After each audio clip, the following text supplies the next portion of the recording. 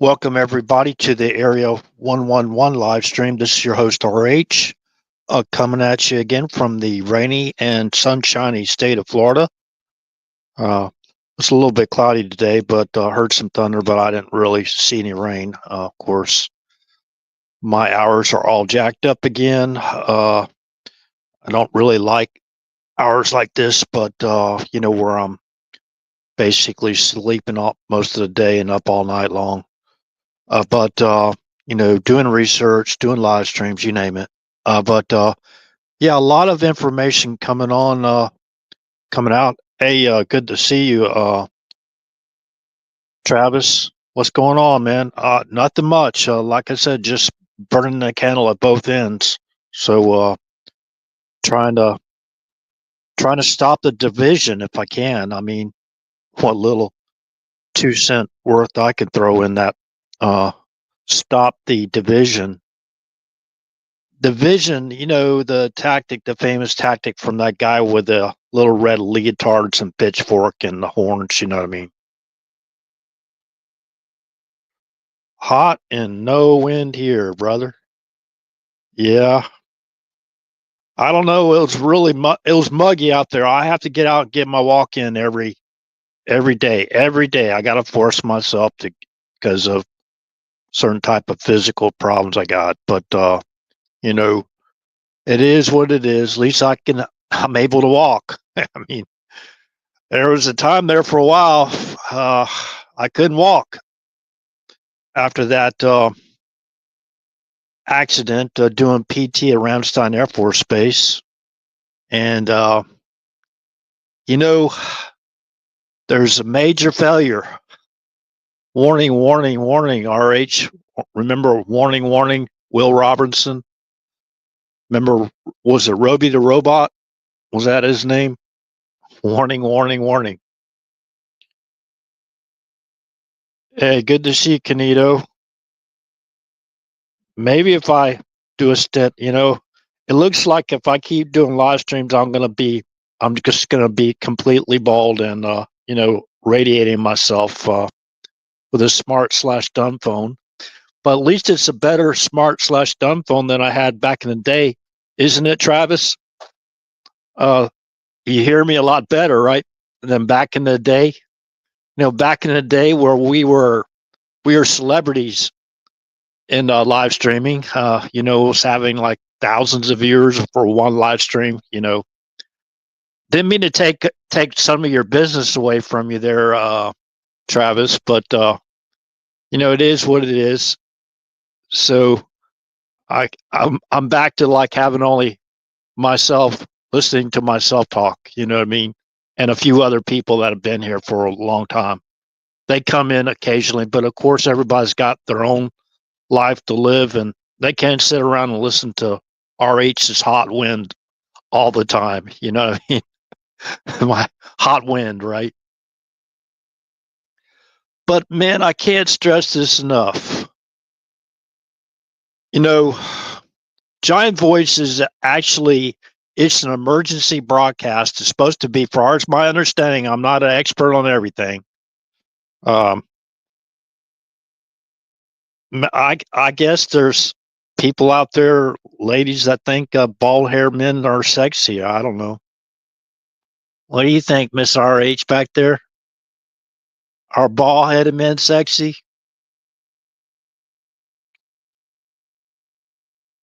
She reminds me pretty much every day I'm going bald. So, I mean, I have to roll with it.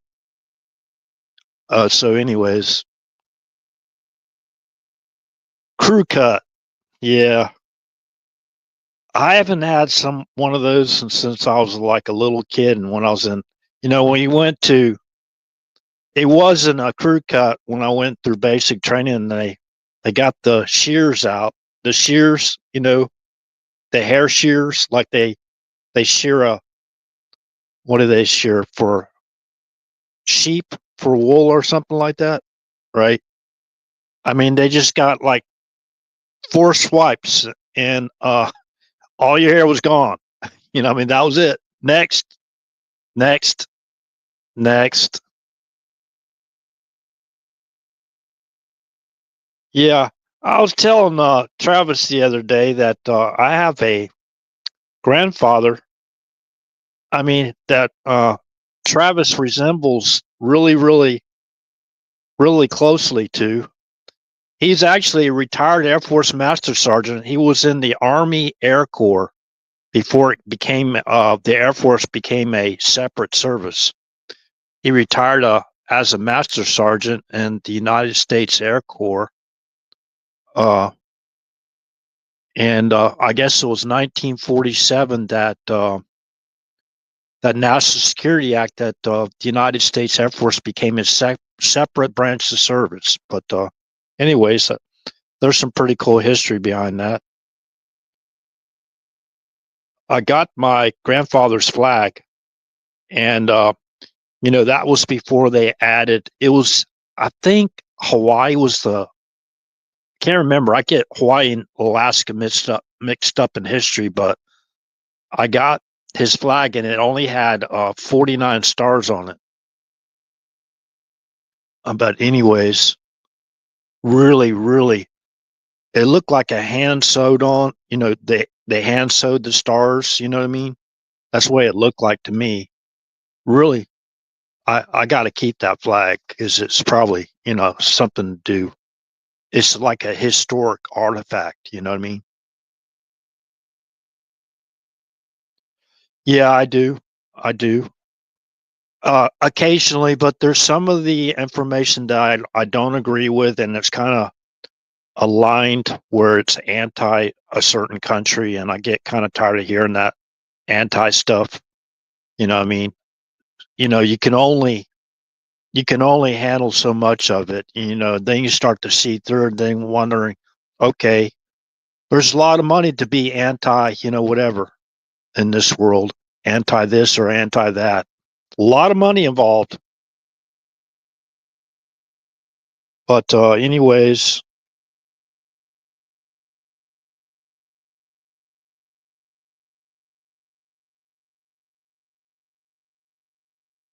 yeah. I try to be I'm objective, as far as objective can go, right? But uh, when it gets to be so overbearing, that takes away from their channel or anyone else's channel when you're so anti, and especially when there are certain countries are our allies. I won't even bring up the country. I'm pretty sure y'all know which country I'm talking about. They really amped that up again during all of this. You know, the division is just crazy. But I like to basically have people look back um, to the remember the operation. What was it? Hammer, whatever. I forgot the name of the operation. It was Hammer, Midnight Hammer, or something like that. Where we took out those facilities in another country. You know what I mean? The other country. But yeah, can you imagine being the president of the United States and dual hat, having the commander in chief responsibility, basically helping to oversee the entire operation? Having those generals nearby, and they're in the White House Situation Room or wherever they're at, covertly. So you can't even attract attention with this media because they'll leak everything, right? Remember when they went in and they raided Roger Stone's house at Dark 30? Remember, CNN was there first. So much for a covert operation, you know what I mean? But they had like 28. It was like an assault team, right? Frogmen, you had what do you call it? Military like boats out there, you know, and all these guys come up with their like assault rifles on the door. I mean, that was so ridiculous. It's like they made a movie out of it, right? And then the Mockingbird media, they had so much to talk about. They were hyperventilating, right? We just got um what do you call it? The crime pin. The crime pin. Roger Stone is the crime pin, right? We got the We got the crime pen here associated with Donald Trump. Wow. Made his wife do a perk walk. Isn't she like blind or something? That's sickening. That that is so sickening. It's beyond words. You know what I mean? I'm going to go through some of this history with everyone, not to piss you off again, like I get pissed off and start having live screams, right, instead of streams. Scream instead of stream. So, anyways, if I get like that again, just like turn the volume down. That's all you got to do. Turn the volume down. But remember, you can't trust anybody in D.C. Oh, he didn't notify Congress. Well, they just proved in that one big beautiful bill, a whole side of that Congress, you can't trust a single one of them. Even when it's time to do what's right for American citizens. Can you believe it? They basically voted against the one big beautiful bill so they could raise our taxes up a higher percentage rate than probably any time in the history of our country. And the people going to let them get away with that? I mean, no tax on tips, no tax on overtime, no tax on, I think they're Social Security. I hope they start not taxing Social Security, because you got all those tariffs coming in. From what I understand, already they've received over $300 billion in tariffs. Tariffs aren't a bad thing. You know how the media portrays it. Everybody portrays it negative. Now they want to implement new fraudulent articles of impeachment and all this stuff. They wanted to implement new fraudulent impeachments because our commander-in-chief took out a threat, and that was a defensive operation. How many people believe that was a defensive operation? Okay, when you plan an operation, what are you planning an operation for? To eliminate the threat, right? We have what is it, thousands of people, American citizens living in Israel. Thousands of people living in Israel. Many of them are American citizens. What are we going to do? Death to America. Death to Israel. Wipe Israel off the map. What are we going to do? Just sit there? What's the commander-in-chief supposed to do? Just sit there and watch it happen? Oh, that would be reason for an impeachment, wouldn't it?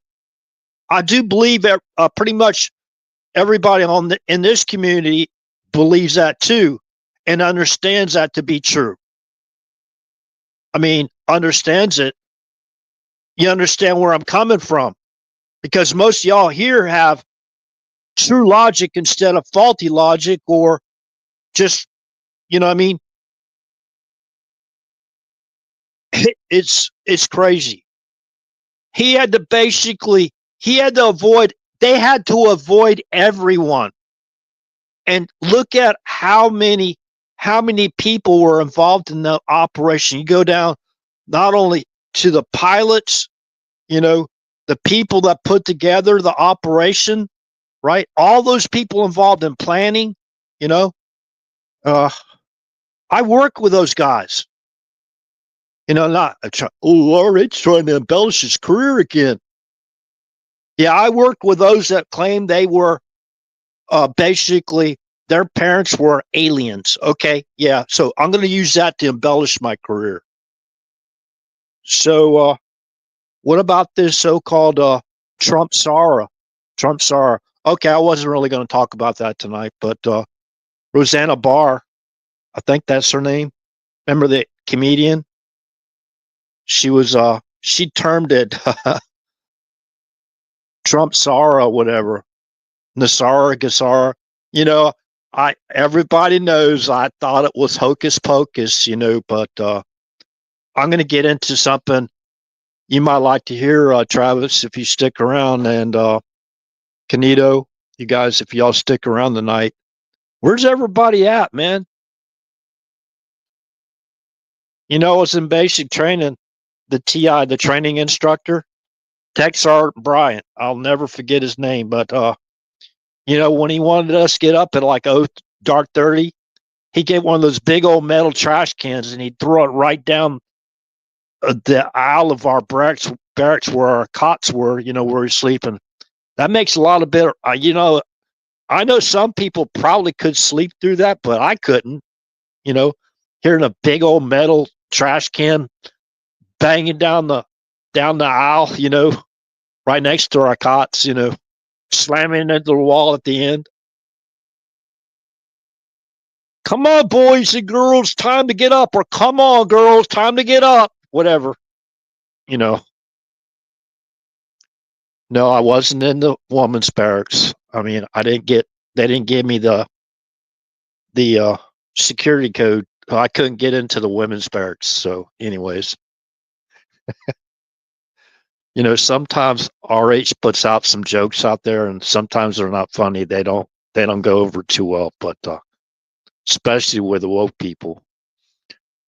But anyways, let's see. Yeah, last night I talked about the first paper money we ever had was basically issued to American citizens on August 26th of 1861. Now the colonies had paper money. There's paper money was used. Now I didn't get a chance today to look up. I think that was the United States, Congress, and that was during the Civil War, right? So I do believe, if I remember correctly, the Confederate States of America, they had their own paper money too, as well. You know what I mean? So, but I have to go back and check that out again, research. It didn't really concern me, but now this is what I would like, and I talked about the history of this with. If you want to go read the article for yourself for your own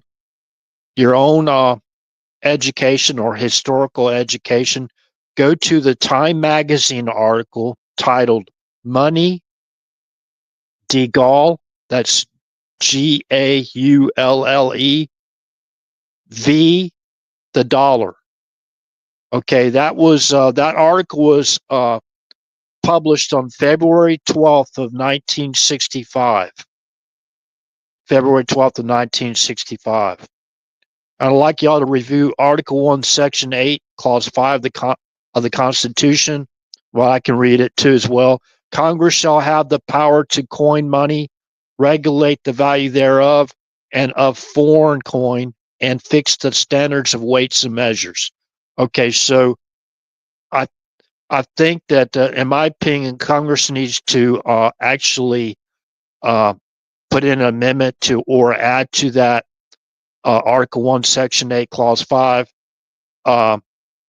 paper money too as well. Now, the first paper money, it was actually delivered to the U.S. Treasury Department. They were called American Bait. The $10 notes I saw that I pulled up. That if you zoom in on actually the banknote, you'll see the banknote on top of the $10 bill, and it's titled American Note Company, New York. Okay, so I guess that's the bank that issued out the $10 currency, and they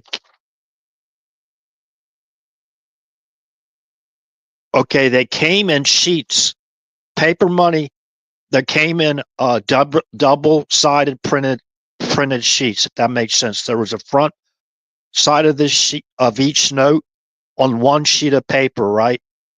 The bill paper, whatever it was made of. So when the people got it, when the people were issued, they basically, or the bank did it. I don't really know. The local banks maybe did it.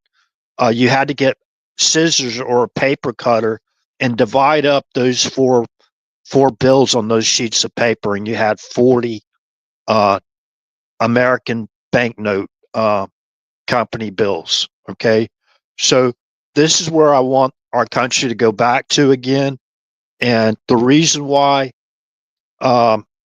I looked into the total amount of gold that's supposedly in the entire world, and the estimate is 190,000 tons of gold. That's the entire amount of gold. Now, 1 ton of gold from the last I saw that was basically valued is worth $1 trillion. So think about it. If we take back our gold, right? Who do y'all think has been hoarding our gold all this time?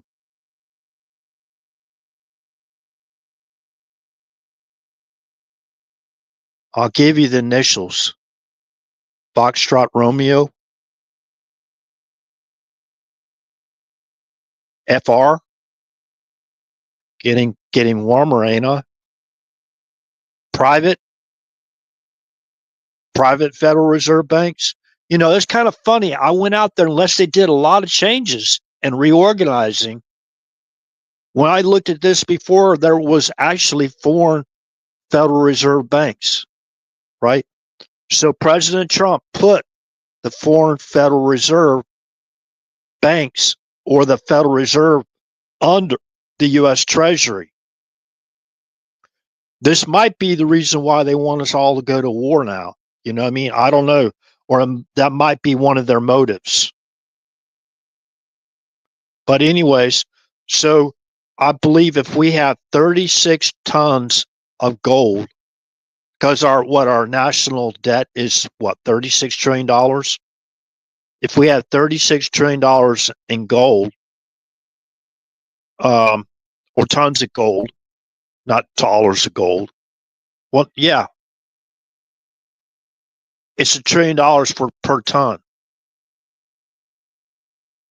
So, I know there's some mathematicians out there. They can go in and they can actually, with the estimated amount of gold that we do have on our planet, right?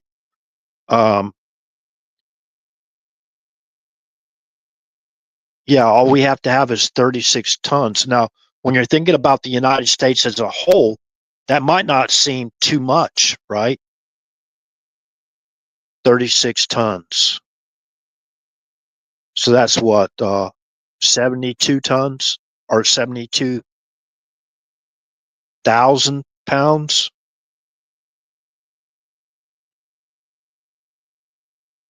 No, each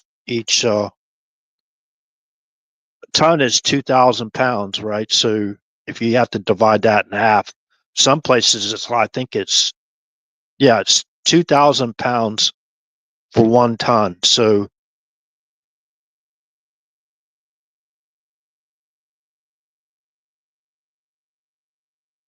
36 tons, we could pay off all our national debt. I do believe, and I think there's been movement towards that way. There's a lot of people out there been following this really, really close. So now, does that sound like it's too astronomical now when we're considering the entire United States of America?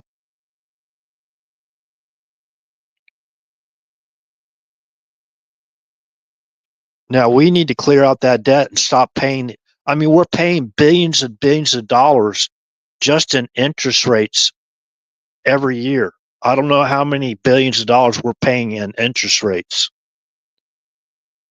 Oh, the total in the whole world? You mean the estimated total of gold in the whole world is 190,000 tons. So one ton is 2,000 pounds of gold. They said where I got this. Now that might not be accurate. That's what I picked up. I was skimming through the information real quick, right? 1 ton they say is worth $1 trillion. Just 1 ton. And you're looking at that. 1 ton is just 2,000 pounds. But I think I should go back and read a little bit of that article. I'll read that article that came out from Time Magazine. Oh, by the way, also that first U.S. paper note, the American bank note that was issued to the citizens on August 26th of 1861. They call it the greenbacks because on the back side of it, you saw all these little it looks like crosses, right? But the print was green, so that's the reason why they called them greenbacks. I remember hearing that all the time, greenbacks, right? So that was the Union Army. That was, Abraham Lincoln's currency that he put through, and yeah, that's history. And again, that paper currency was basically was authorized by Congress. That was constitutional currency, right? Constitutional currency.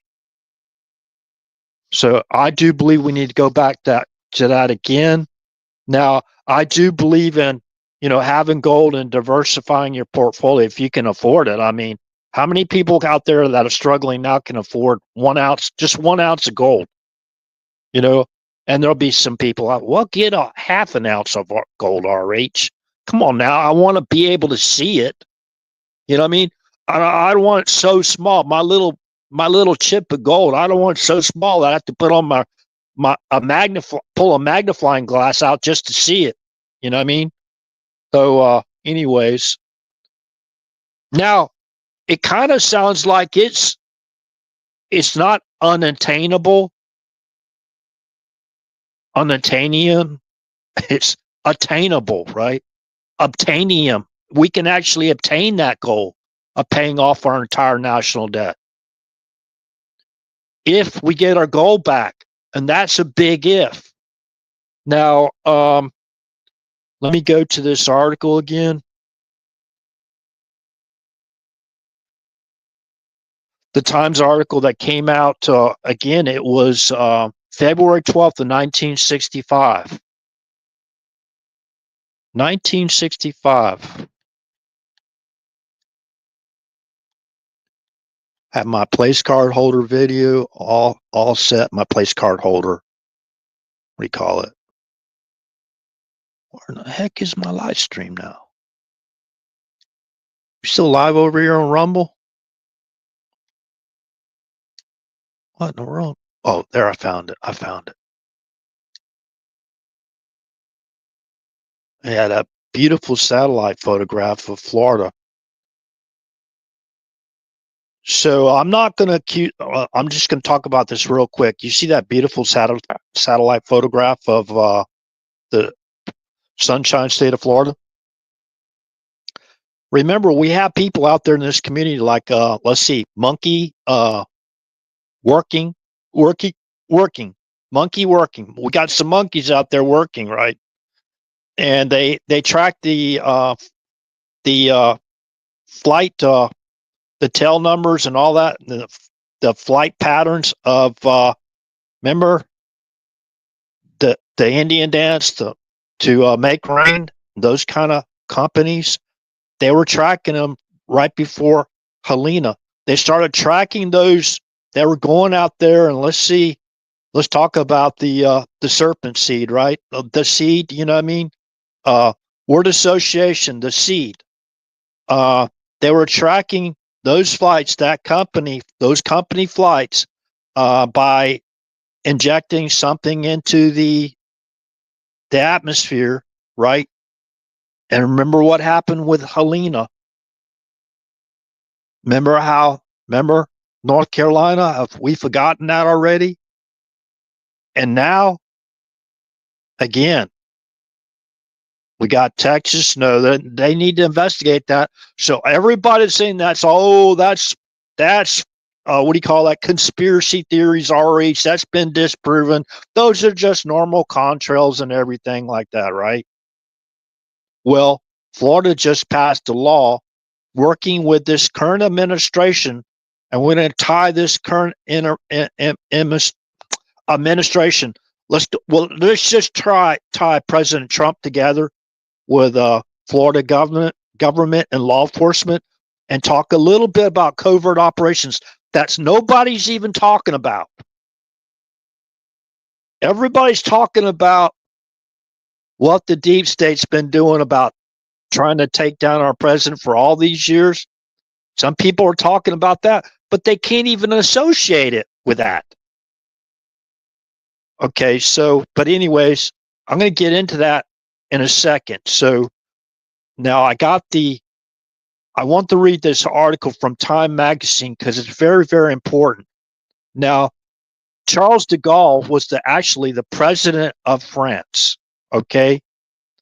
He's the one that basically attacked our currency. Okay. This is again, Time Magazine titled Money, de Gaulle versus the Dollar. V period, the dollar, right? Again, February 12th of 1965. I think it's very important to listen to. Perhaps never before had a chief of state launched such an open assault on the monetary power of a friendly nation. Yeah, we're supposed to be like allies, right? Nor had anyone of such stature made so sweeping a criticism of the international monetary system since its founding in 1944.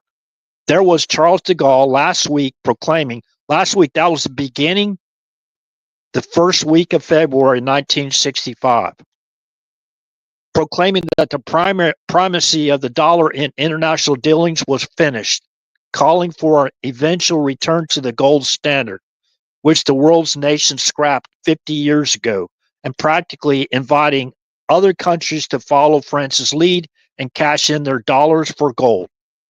It was a particularly nettling irritant, just as the U.S. was deeply involved in making some hard decisions about its monetary policy. Now, I'm not going to read this whole thing, right? But I'm going to get down to the basics, what people need to be aware of, where all that gold went from Fort Knox. Don't y'all want to know where all that gold went from Fort Knox?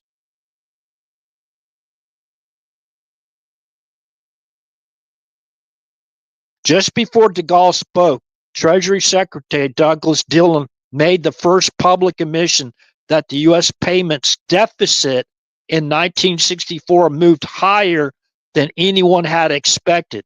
It totaled about $3 billion, all of which the U.S. is legally committed to exchange for U.S. gold on demand. The Federal Reserve announced that the U.S. gold supply declined last week by 100 million to a 26-year low of 15.1 billion.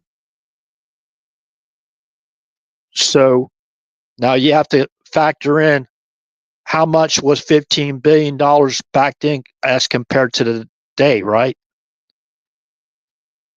So we had that the price of gold back then was only like $35 an ounce. Okay. So now we're looking at the gold worth and supply. It doesn't say how much far as in quantity, far as weight goes, that we had in gold. The Federal Reserve, who announced this? That wasn't the U.S. Treasury Secretary that announced it. The Federal Reserve announced that the U.S. gold supply declined last week by 100 million to a 26-year low of 15.1 million, right? France converted 150 million into gold last month, plans another 150 million conversion soon. So last month, that would have been in January of 1965, right? Follow that lead. Spain has quietly exchanged 60 million of its dollar reserves for U.S. gold, the biggest such transaction of the Franco era.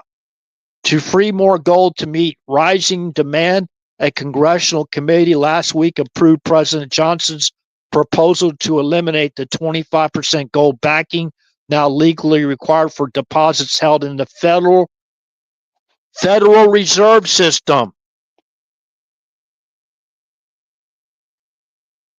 But concern is growing in Washington that nations that have so far refrained from converting dollars out of consideration for the U.S.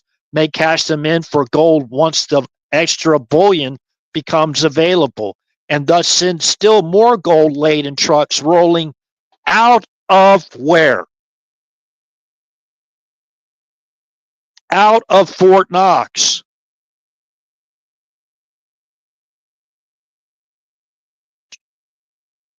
So remember,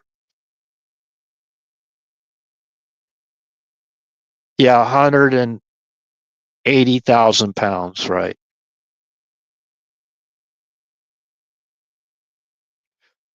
Because you just basically multiply 2 times 190,000. Because a ton is 2,000 pounds. Thank you there, Travis. Man, you didn't give your teacher an apple today, man. You solved the equation. I gave you 4 stars, four gold stars.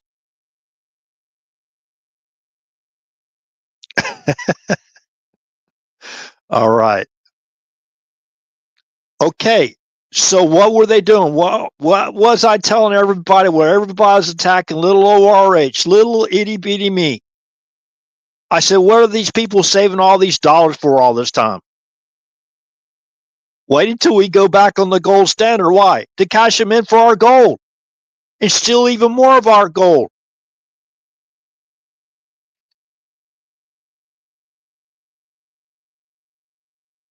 Well, to fix that problem, guess what?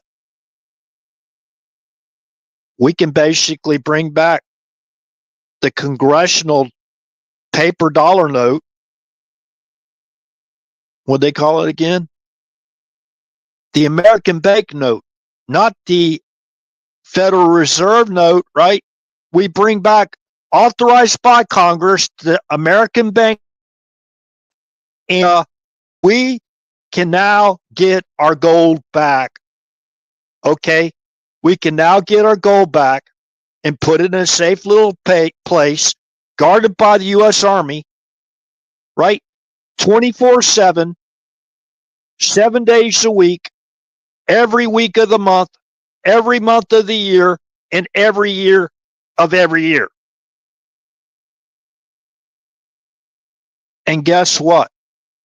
Only the American people can trade in our current Federal Reserve notes to buy what? To buy what?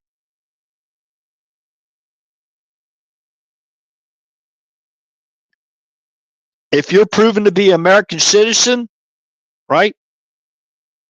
Or citizen living one of the territories of the United States,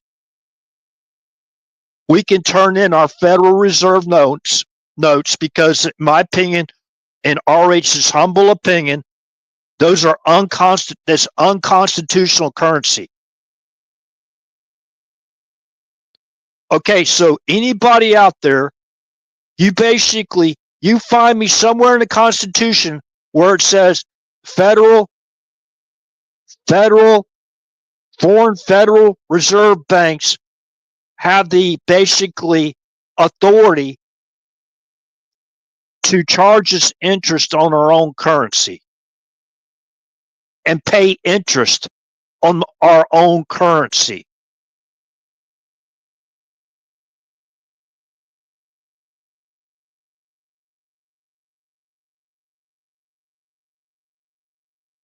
I don't think you're going to find it anywhere. Okay.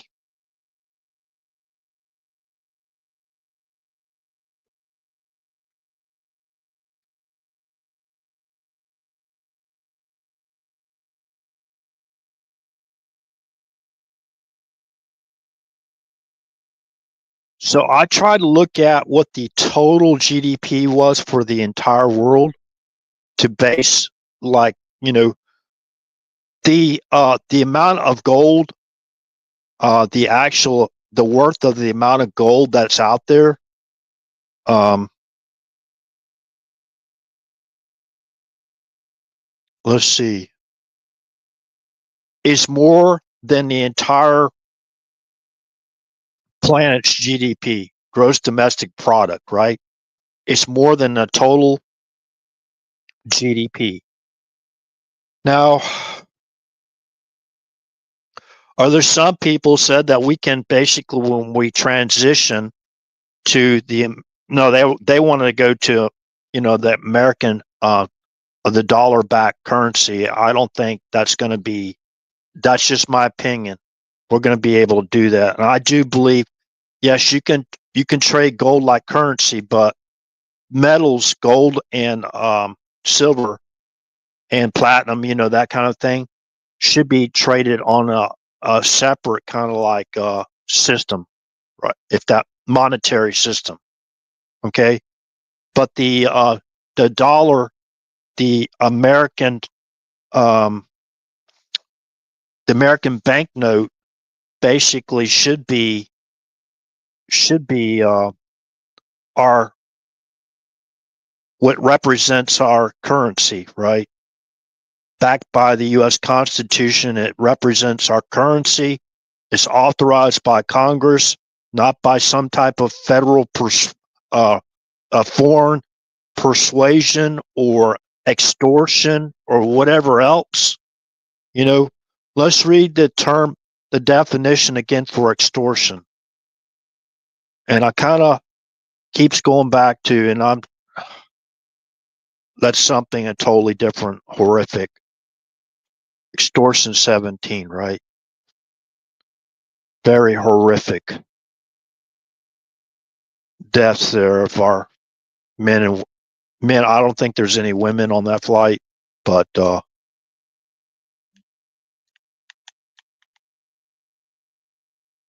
what have these people been doing all this time?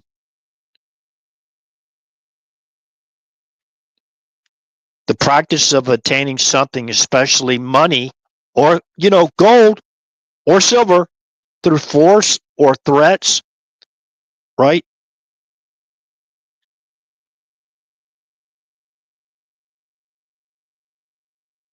Okay, okay, this is the legal dictionary. Extortion is the crime of attaining money or property, which could be included, you can put gold in there, right? By using threats of harm against the victim or against his property or family. Okay? I guess they got degrees of extortion, right? There's certain degrees of it as far as law goes. Let me go down here.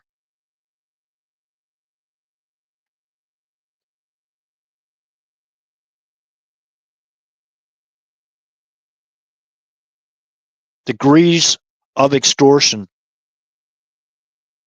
First degree extortion usually involves the perpetrator making threats of physical harm or confinement, such as kidnapping. Second degree might apply if the perpetrator threatens to falsely accuse the victim of having committed a crime or threatens to expose a secret, right? Falsely accusing Trump of Russia, right? That's extortion, right? They wanted him to basically just step down and back away from his campaign in 2016, right? Remember how they tried to extort him, how they went after his family members? This is a lot much worse than just these people lying to Congress. They lie to Congress. Remember plausible deniability? They think they got the right. No, you don't have plausible deniability when you're in a military tribunal.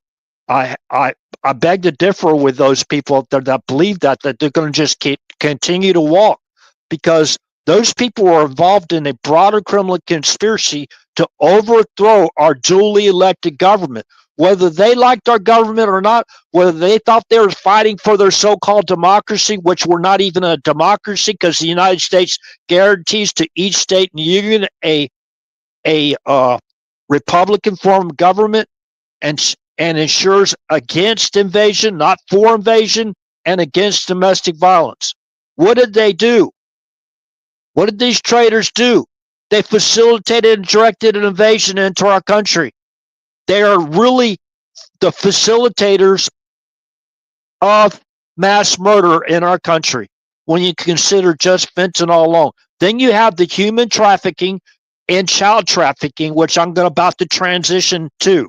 Okay, so I just gave a little rough briefing of the currency, right, and what we're looking at right now. And look, these people, they won't even let the president of the United States in Fort Knox. They're still using the same old BS of Russia, Russia, Russia to try to put President Trump in a box. Right? To block his communications, go out there and they attack people, innocent people. I'd say like myself, making us look like we're psychopaths. These right-wing conspiracy theorists, right? The same old MO, the same people, pretty much. Okay, so we touched on. So what's going to happen? All these people, they have these bonds, whatever, U.S. Treasury notes. They've been saving them up, right?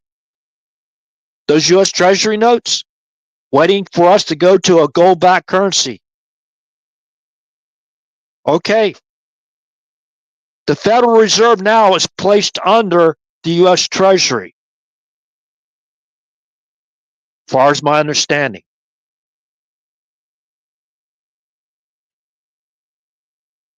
It's not the same old super grift like it was before. At least I hope not.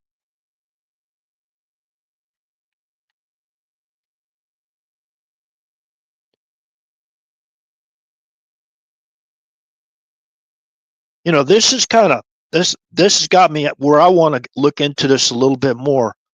But I'm gonna be talking about the main topic of tonight's live stream, OPSEC, and remember I touched on it just a little itsy bitsy bit, right? When I talked about that operation, what was it, Midnight Hammer or something like that? I talked about the OPSEC that was required for that mission to be successful. They were going to call their friends, their Ayatollahs in Tehran. They're going to secretly notify them covertly. Who operates within the government covertly that has a black budget bigger than the majority of countries around the world? Who has facilities in Tehran, working with the same administration that chants death to America or repeats that when their citizens or their inner circle chant it. They were going to notify them. Have we forgotten what the former Joint Chiefs of Staff was going to do? He was going to basically notify his ally in Beijing if Trump was going to basically initiate any type of military activity involving China. Remember that? The same people are in these positions and they're blocking the nominations, right?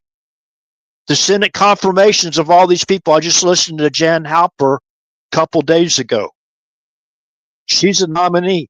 There's like, I think 30 nominees for that position, and they're holding them back because they think they're going to basically put President Trump not only in a regular box, but a kill box. Who's been funding the Ayatollahs all this time? Who's been unlocking over $150 billion, right, in assets for Iran to use? Who was delivering pallets of cash in foreign and U.S. currencies to Iran? It wasn't this administration. It wasn't President Trump. That's their MO. So wouldn't it be reasonable to believe if you're actually funding that while they're chanting death to America, if you're actually doing that, you've done it in the past, you're doing it still covertly.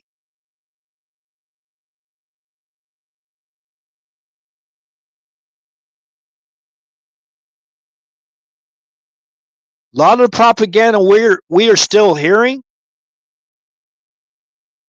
is not coming from even the left. A lot of the propaganda is coming from another country. And people keep falling for it, hook, line, and sinker.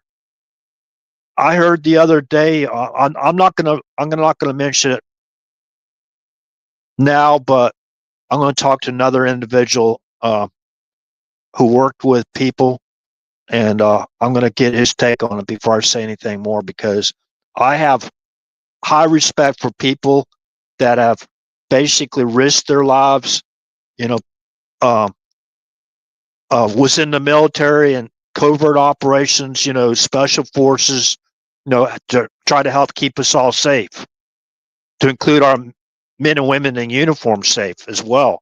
I got a lot of respect for those people, and sometimes I would rather just talk privately to, get maybe a different point of view so I could tone down my rhetoric, right?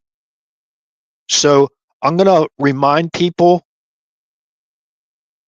OPSEC and covert operations, operation security, ComSec, communication security, right?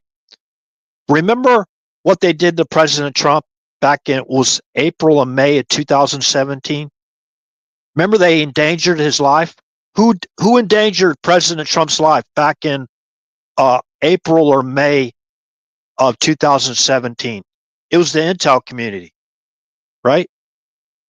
I'm going to say that really, and again, I'm going to repeat, the honest, law-abiding, patriotic Americans that are out there in these three-letter agencies every day, risking their lives to help keep us all safe. We're not talking about you. Stop getting angry if you're starting to get angry before I even finish the main points here. We know they were trying to put Trump in a box all this time. I can go through all the documents. I can go through the ISIS attempted assassination on Trump in the Philippines. I can talk about James Hutchinson, what he said on the social media page before he went there to try to, destroy Trump or company. Remember, he said it on Republican baseball players at baseball practice, right? He could have killed them off. There wasn't those two, what do you call those, DC, they had their own, Scalise had his own person. They had, because of his stature in Congress, he had physical security there. If it wasn't for, one of them got shot in the foot, right? So, yeah, there was a time in the Philippines. So we're going to get back to that. Who leaked President Trump's classified phone call with a Filipino President Duterte to endanger his life? Okay, you know what they did to try to weasel their way out of it with the Zelensky phone call? They went out there and started saying a bunch of lies, because that was probably a classified phone call too as well, right? So they leaked the call and slandered Trump by claiming he was saying something he never even said. Remember all that? Who was involved in that? The same people that are up for, they are basically going to be criminally investigated. So they endanger President Trump's life. Now, who mobilized the ISIS cell into the Philippines, into Manila, before Trump's trip? That was his trip was around the end of November 2017. See, people will go, well, if they leaked this phone call, this classified phone call in April, May of 2017, that what has it got to do with happening in the Philippines? I mean, it's seriously like 6 months later. What does it have to do with something that happened 6 months later? That's one of the most ridiculous things I've ever heard. When you leak a classified phone call to actually endanger the President of the United States, not only as President of the United States, his family members and his cabinet team or those that fly with him. We're talking about military. We're talking about U.S. Secret Service that basically escort the president to these foreign countries and set up the security for the president. You're jeopardizing every single one of those lives as well. So who mobilized in the ISIS cell into the Philippines? And it was late November. It was 2 weeks before that Barack Obama traveled to Beijing, China, had a secret one-on-one with Xi in China. Basically, what was he doing there? The main topic was about the global economy, right?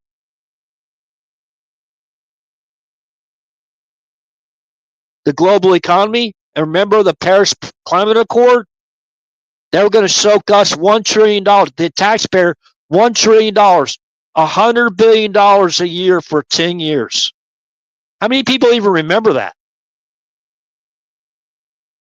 That was the joint partnership that Obama put together with China. The Paris Climate Accord. To help build their new world government or the new world order, right?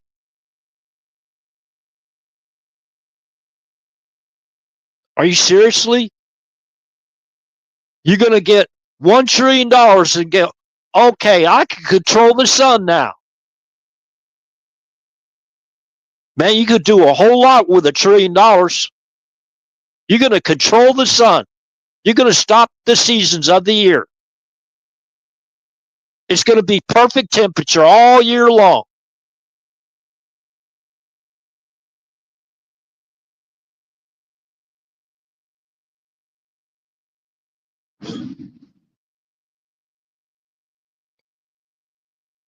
So that happened, and how many ISIS? I don't know any ISIS operatives, by the way. So how could I even mobilize an ISIS cell into the Philippines? And there was a common objective between the United States and the Philippines at the time, and I won't talk about it. It has to do with trafficking. That's all I'll say about that. Trafficking.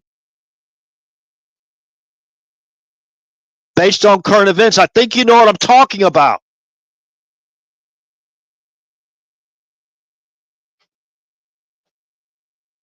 Wow. Wow, really, RH?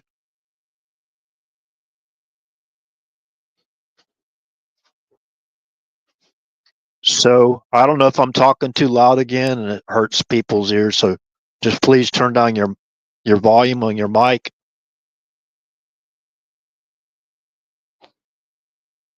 So how many ISIS operatives do you know? I don't know any that can speak or write perfect Oxford English.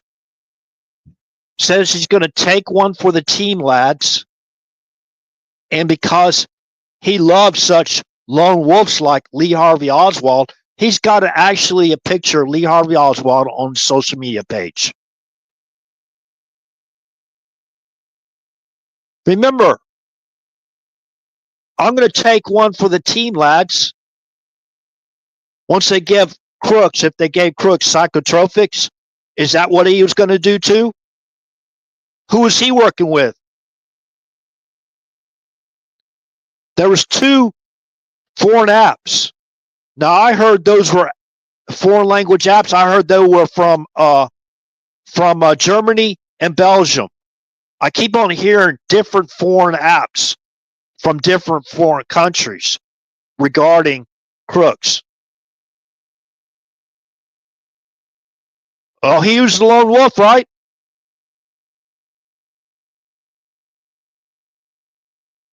People can't see the tree for the forest.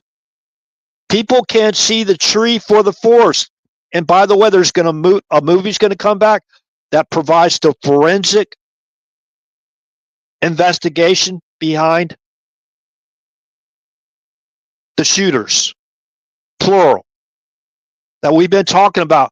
What was behind the American Glass Research AGR building? What was behind it?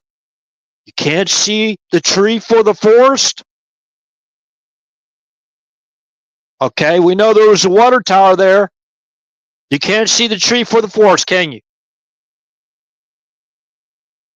I'd like to bring to people's attention something else that was picked up, and they just stopped talking about it.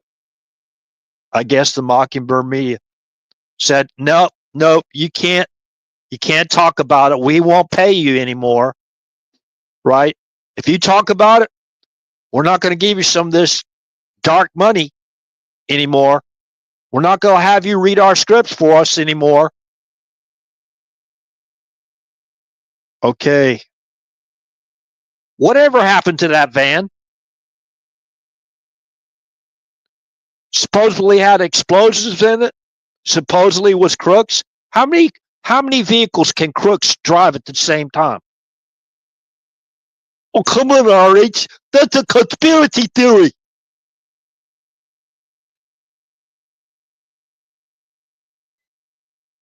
That's a conspiracy theory, RH. Next thing you know, oh, it's a conspiracy that people are being paid to try to murder the president of the United States. Remember, this is a law and order channel. We don't support lawlessness on this channel.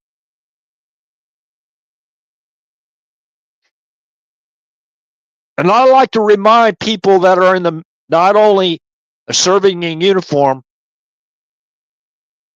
what your oath of enlistment and your oath of commission is.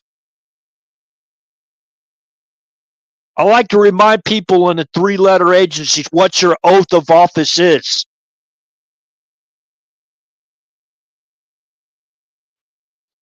Is your oath, if you hear something, see no evil, hear no evil, speak no evil?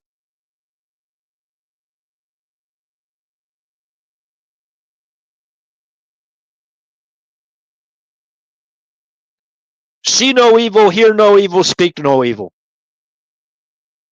Especially when it comes to hindsight, perfect vision. Well, there wasn't enough to affect the overall outcome. Oh, there was none at all. Well, there wasn't none enough to affect the overall. You could see through their BS. I mean, it doesn't take a genius to see through their BS. Especially if you've been researching for as long as many of us have.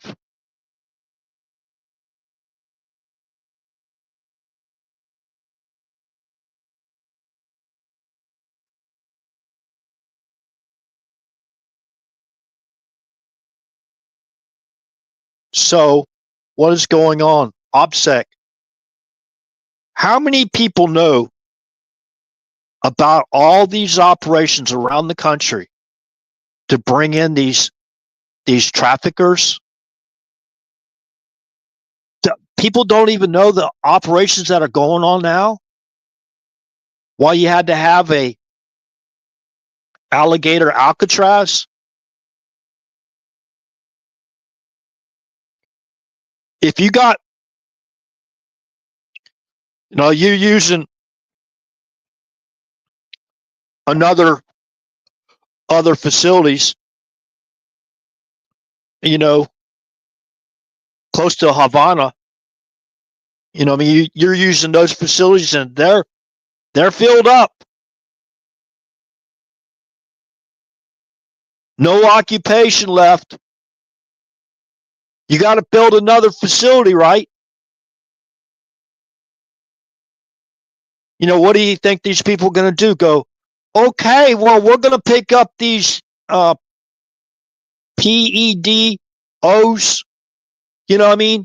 We're about to go pick them up.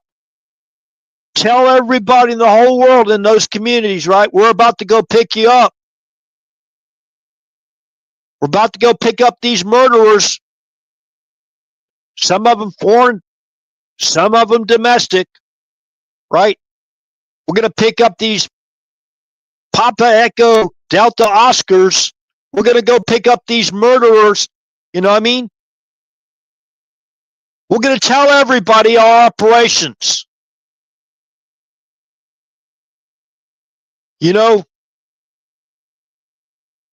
Has people even been paying attention to the operations that have been going on in Florida? Even Floridians fail to understand that. Well, he didn't go release it now. What do you think you're going to do if you release it all right now? You got witnesses out there, right? Are we going to be able to put every single one of those witnesses in protective custody? Does that make sense to anyone?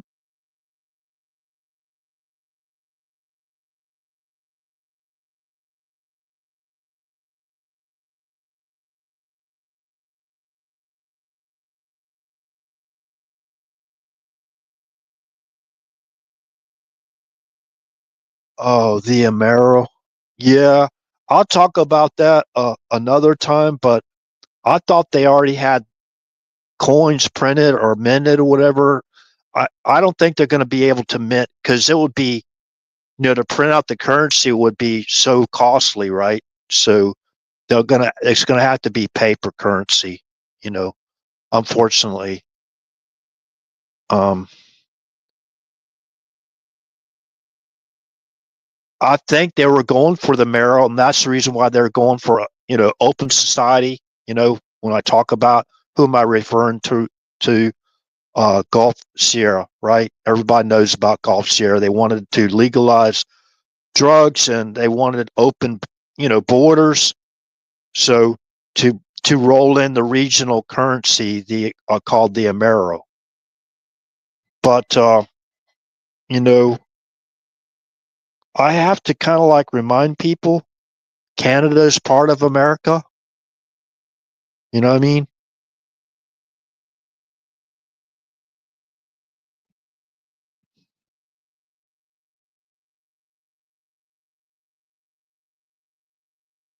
I don't know why they wouldn't. If I was Canadian, I would, especially after they change up the currency. I believe that they're going to have to. I mean, we can't keep going in this down this road where we got foreign entities basically uh, rusting away our sovereignty, especially with our currency. Remember, United Kingdom, they pulled out of the euro. Remember that?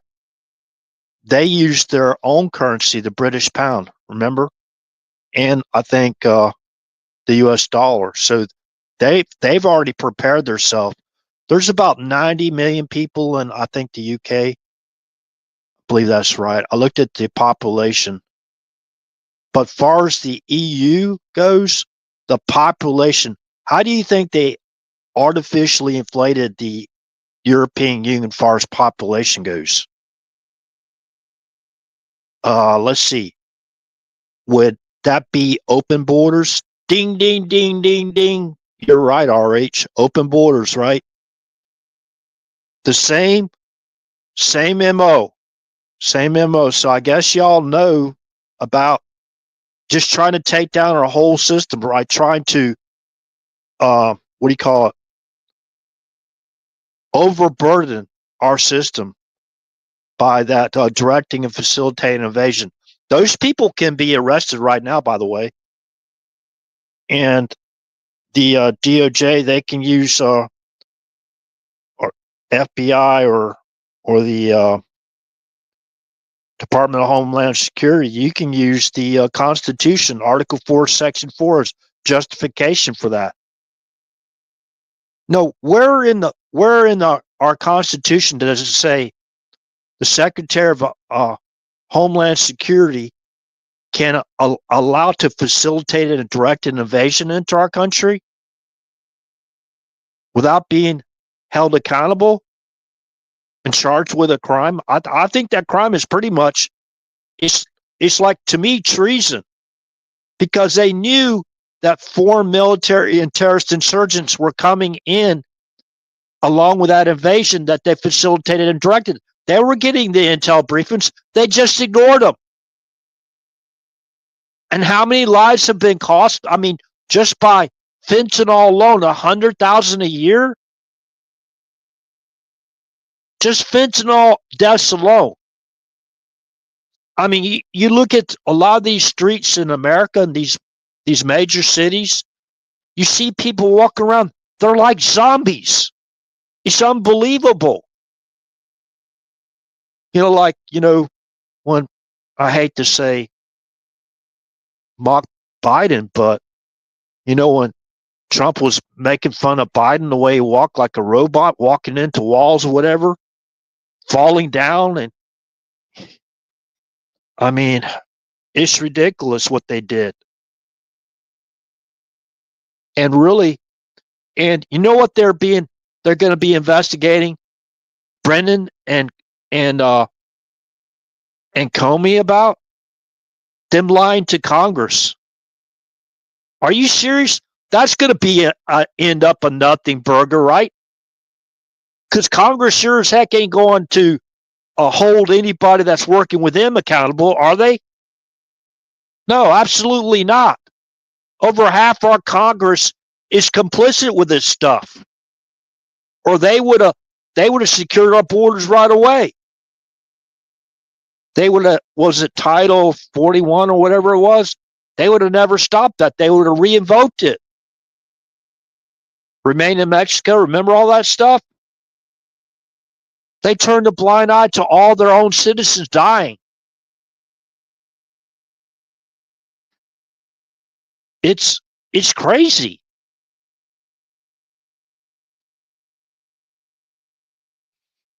So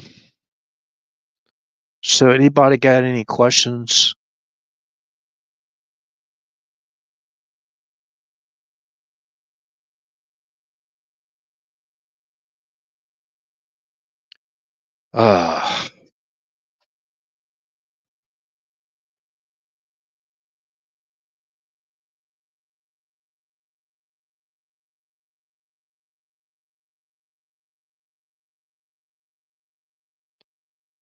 Well, we still have 3 people here on YouTube besides myself, and it's like 5 on Rumble. Well, one of those 5 are me, myself, and I.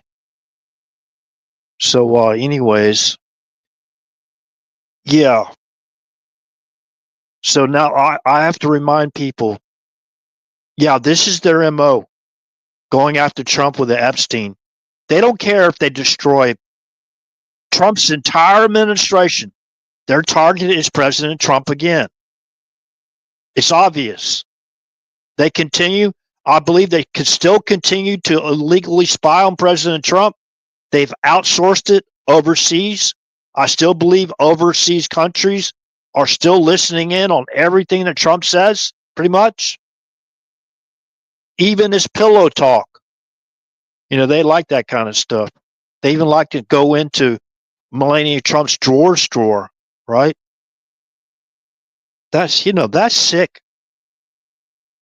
Why hasn't anybody been held accountable for that? It's unbelievable. They raid the former president's home and get away with it. And they set up everything where they can have a military type of engagement, like assault operation. They come in there with plain clothes without any identification on them, far as visible on their uniforms. Like if they got FBI on it, whatever, DOJ, whatever they have on there, CIA, they're not supposed. So they can't have, those people can't have that identification because they're not supposed to be working on our soil, right? So that's why, in my opinion, they were ordered to wear just like plain polo shirts or collar shirts or golf shirts, right? And conceal their weapons. Conceal their weapons. Look at, they're setting up these traps where they start a fire, right? And call 911 so they can murder first responders. Remember, that just happened not too long ago. A few weeks back. They just did that with an ICE facility. Remember, they had people going on that ICE facility and spray painting all this crap on the walls and everything, and blowing up fireworks, industrial type fireworks and that kind of thing, waiting for them to come out. And they had assassins hidden in, can't see the tree for the woods, hiding in the trees, right? To try to pick off law enforcement. These are all coordinated operations.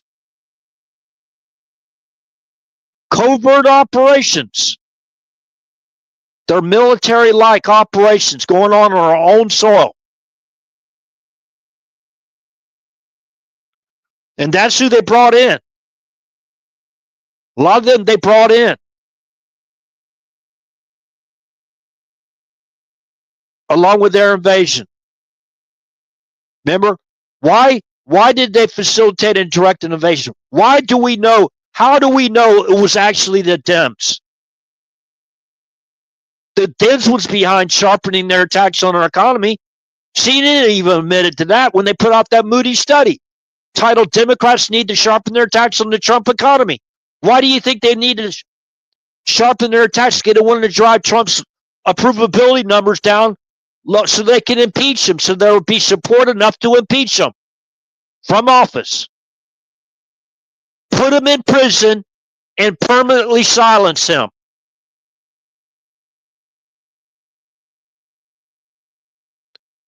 Okay.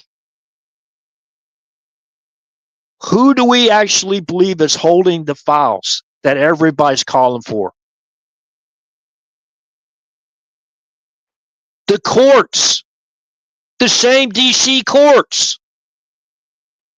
I just listened to Carter Page on Sunday Morning Futures with Maria Bartiromo. He said the courts are keeping the stuff secret. Remember their secret indictments? They're keeping the operations all secret because they know what happens if it comes out publicly.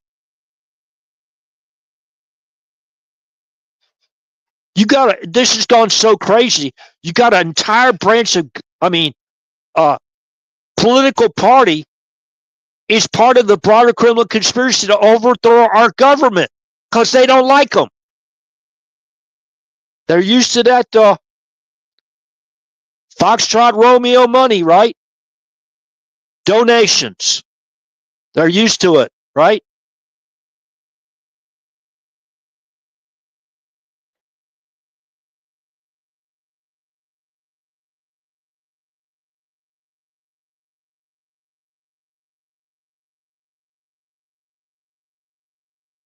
Okay, so yeah, if you look up, okay, I'll direct y'all to Grady Judd.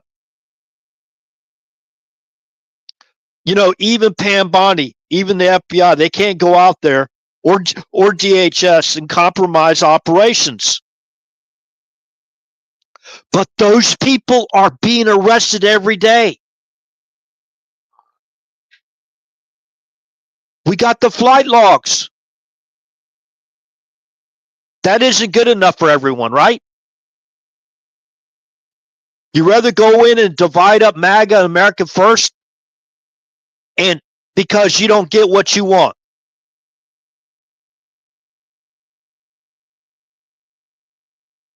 I know for a fact, because I'm a Floridian, I've been following this, that they got operations working with state law enforcement, working directly with the governor, Ron DeSantis.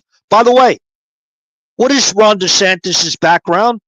For in case people don't remember or never knew it to begin with, he's a JAG officer. He's a former JAG officer. Remember Christina Bobb?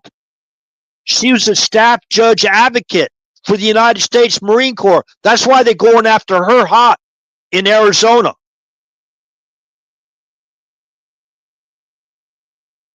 She can be a presiding judge, and Trump can basically recommission her back in the Marines. She could be a staff judge advocate during military tribunals. Why do you think Trump kept people like that close to him? Because he's commander-in-chief. He needs the laws, to know the laws. He also needs to know the UCMJ too as well. Uniform Code of Military Justice. There's two justice systems here. When we're talking about treason, guess who takes over? That's what we're talking about. This is how big these operations are. That's why they have to remain calm silent. We have to keep OPSEC. It's vital for the national security of our country and for the innocent victims. Those, especially the ones, not especially, all of them. The underage ones, the ones below the age of consent, those people, listen, their day's going to come. But remember, the victims are still alive. In many cases, they're still alive. You don't want to risk their lives and say, okay, we're going after this person, that person, that person. I heard already saying he's going after this person, that person, that. No, you won't hear me say that. Does this make sense now? Okay. The sheriff of Polk County has been having regular conferences with the media, local media, or any other media. They've talked about a couple of operations working together with federal law enforcement officials, working together with President Trump, who is also our commander-in-chief, by the way.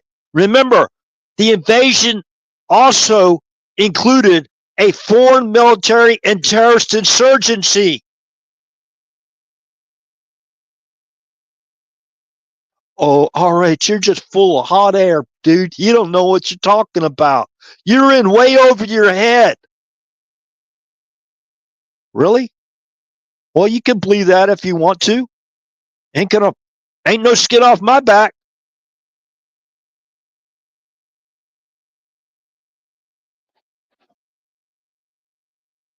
There was defense attorneys, U.S. defense attorneys. There was U.S. prosecuting, defending United States, right? There were U.S. prosecutors. Kash Patel was one of those, right? Remember? So they have these in these grand juries. You can't just leak out. You can't leak out even the jurors, right? Because what's going to happen? You're going to endanger their lives too. This is how big it is. And believe me, for the foreign, for the other countries involved in this, they've already had their discussions. The foreign leaders, they've already had their discussions with this president. Believe me. as soon as they had those communications, right, that they have to keep quiet, just like, they want to leak all this stuff to endanger the president of the United States, and they don't care because they were never been held accountable, ever. Even leaking President Trump's conversation with Duterte, which helped lead up to the ISIS cell being mobilized into the Philippines to try to murder President Trump. Not only murder President Trump, but the leader of the Philippines as well. That's actually, I think it was the Newsweek put out that whole story, but they put it out in a little bit of a different way, right? A different way. And remember, I'm not talking about good, law-abiding, patriotic men and women working for the U.S. Secret Service either.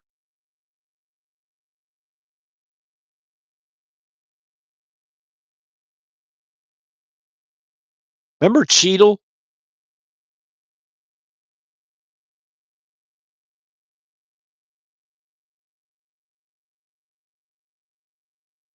She never even reviewed a site security plan. Never, ever reviewed a site security plan to basically look over to see whether it was sufficient enough to help protect one of the most highly targeted, what do you call those, protectees in the history of our country. She didn't even review it. Any of them. That's just extreme. According to James Comey, that would just be extremely careless. So the information we do that implicates them, what do you think they did? Well, what did Robert Mueller and Weissman, the 18 angry Democrats, do to their devices after it was all over? After the smoke and dog and pony BS show was all over with the Russia stuff? What did they do with their devices? They wiped them with a cloth, right? Remember? Like they did almost everything pertaining to themselves about everything you could think of. Like hindsight, perfect vision. Like the foreign interference. Remember? They blocked that. That report was supposed to come out around December 18th. Hindsight, perfect vision. When did it come out? They obstructed it. They waited to the fraudulent what? The system, right? The good old boy system on J6 to go through and certified, right? The next day they put it out. So they blocked that information too. And they destroyed information regarding another country. They fought Ratcliffe tooth and nail. Now, I don't know, because before he was the director of national intelligence, right? He was responsible for that report getting to the president of the United States around, I think it was December 18th of 2020 or December 20th of 2020. I can't remember which. They blocked it all. They waited till they sealed the deal. Like, you can't arrest a bank robber if he didn't freaking get caught with the money. How you gonna arrest a bank robber if you don't have his bag of money that he stole? Or he wasn't even there.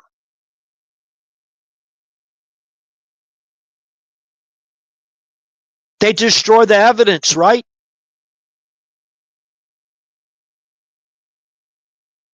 Well, we're just going to have to take over that little bag of money from you, and we're going to keep you out of prison for the rest of your life. How do you, how many people you think would actually go along with that? Let's see. You're caught red-handed. You stole all this money from that bank. We had you on surveillance. Where'd that money go? It's in my trunk. So law enforcement pops that trunk open. Sure enough, there's that big bag. Look inside. It's a whole lot of cash. And you take that bag out, close the hood down, and go, listen, I'm going to have to take care of this for you. You know what I mean? I'm going to have to take care of this for you. And I'm going to ensure you never go to prison the rest of your life. I'm going to have to put this in protective custody. Okay? So I'm going to clear you. If anybody comes and asks you any questions, you give them my name. Here's my badge number. Here's my phone number. You call me up. And if you say anything about this,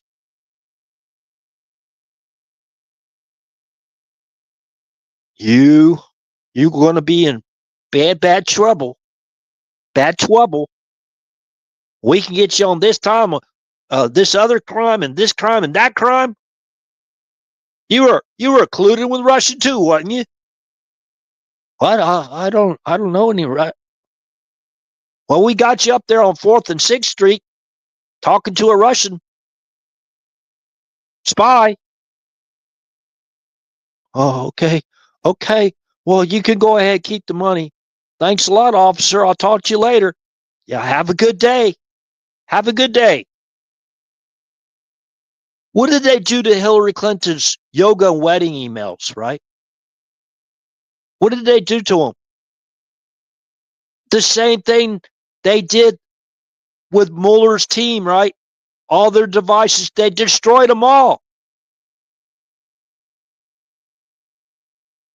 Well, it's a matter of national security. Nobody can see how we rigged up all this stuff, and we're part of a broader criminal conspiracy to overthrow the U.S. government. We're the intelligentsia. We decide what information American people can get. So you seriously going to believe that the Epstein client list or the files, which some people may have seen, those weren't the official ones though, right? There's a lot of this information come out. I saw some of it. I go, where'd this come from? You know, the phone call, the Trump phone call with Dorothy,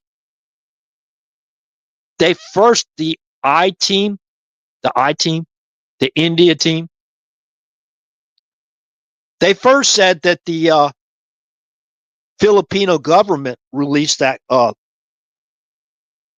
leaked that classified call. They had Filipino stationery on top of the manuscript of the phone call, right? And they misspelled some words to make it look like, okay, well, it was those foreigners over there, right? And then they made up their own. They got called out, right? So what is this? And they doctored it up and they edited it, right? And put it in their own, like, stationery, whatever, not stationery, in a PDF format or whatever, text format or whatever, right? They put it in their own format, made it look more official, right? To endanger the president of the United States.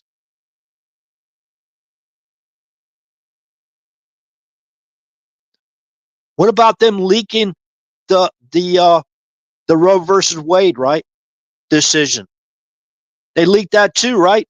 What did they do? Somebody sent an assassin to one of those judges' homes. He or she was outside the home. Remember that? A paid assassin. They didn't even do a criminal investigation of that, because you had the the Attorney General, Merrick Garland, he's compromised himself, right? In my opinion. That guy didn't do nothing to stop any of this stuff. So guess what? He's complicit too, or accessory to mass murder, along with Mayorkas. You got doctors now that are pleading the fifth. They won't even tell you what Joe Biden's mental state was. So that's his, what do you call it? Get out of jail free card, right? Whether he knew or didn't know.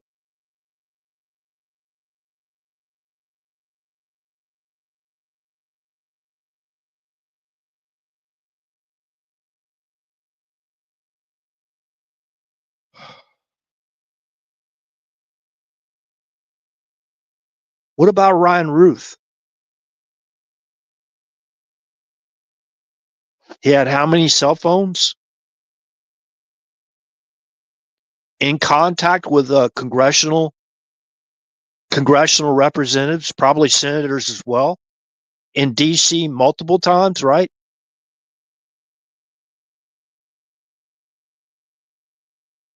Where's all that information?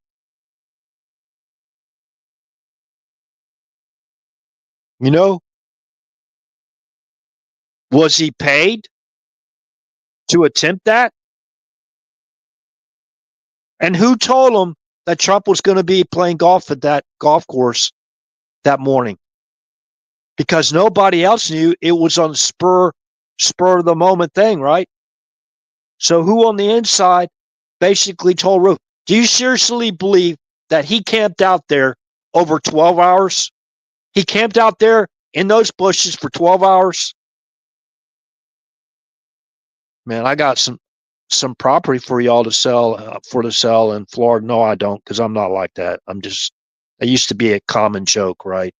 I got some property to sell you in Florida, right? Deep in the Everglades, even deeper than Alligator Alcatraz.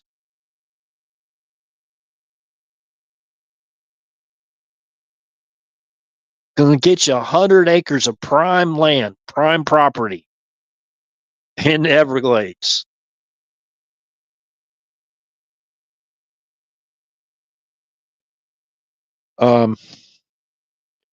So they deleted Hillary's emails. They did everything. They deleted everything on themselves. They falsely accused Trump of pretty much every single thing they have done. You know, Trump isn't perfect. I'm sure he jaywalked a couple times. So that's basically the extent of Trump's wrongdoing. And he's a womanizer, right? He loves women, of age women. Oh my gosh, that man loves a woman. He loves women. Oh my gosh. As far as I know, that's not a crime yet. Remember, everybody was going out there, Me Too, attacking Trump, accusing him of this. Even a person he didn't even know, something that happened 50 something years ago, whatever, 40 years ago. So-called pulled this person into a dressing room and did something in a dressing room. But there was no other witnesses, but there was just a conversation.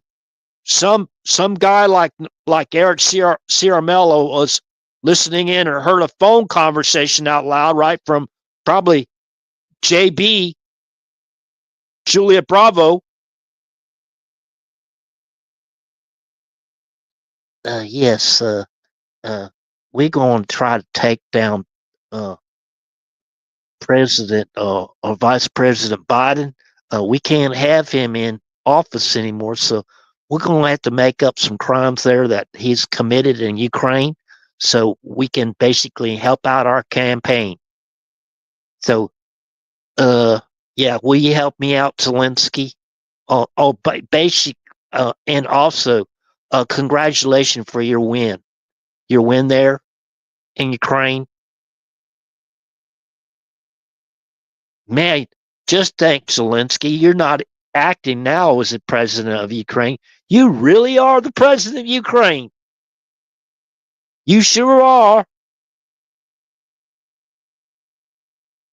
Oh, we're going to get him on the Logan Act. Oh, Joe Biden has the same rights as Donald Trump in pursuit of his official constitutional duties. Joe Biden basically helped facilitate and direct an invasion into our country for 4 years, which included foreign military insurgents and terrorists. Oh, that was part of his constitutional duties? Well, they arrest President Trump multiple times, falsely arrested him multiple times for things he didn't even do, right?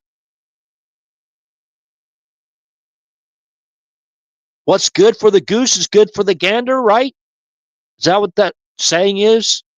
What's good for the goose is good for the gander. So, what about Hillary Clinton's Benghazi emails and telephone calls? Nope. What, like wipe them with a cloth? Smack them with a hammer? It's hammer time.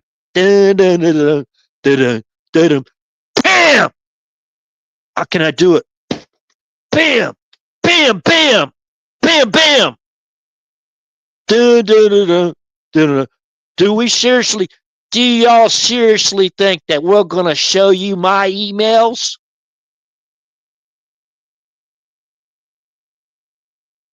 Hell, I'm running a shadow government here. I ain't got time for you dumb rubes, you misogynist, you racist, you xenophobes, you homophobes. I ain't got time for y'all.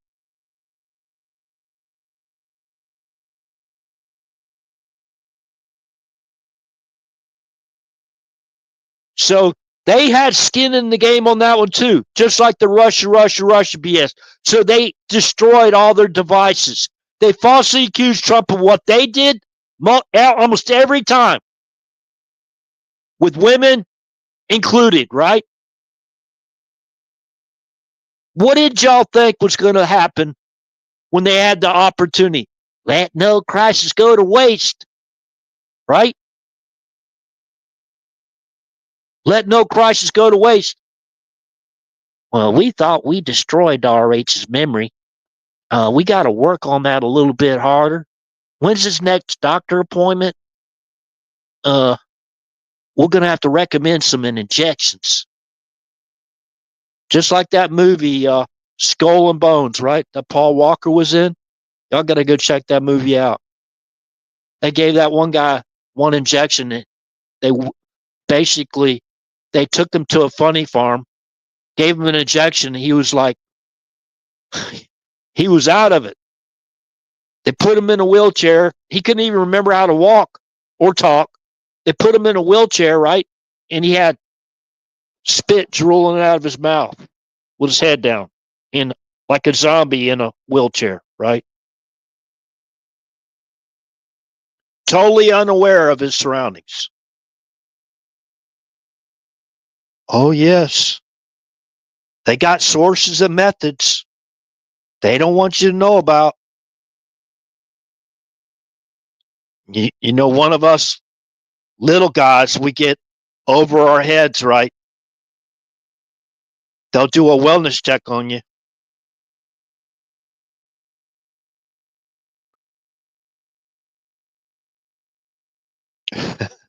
So nobody wants to touch.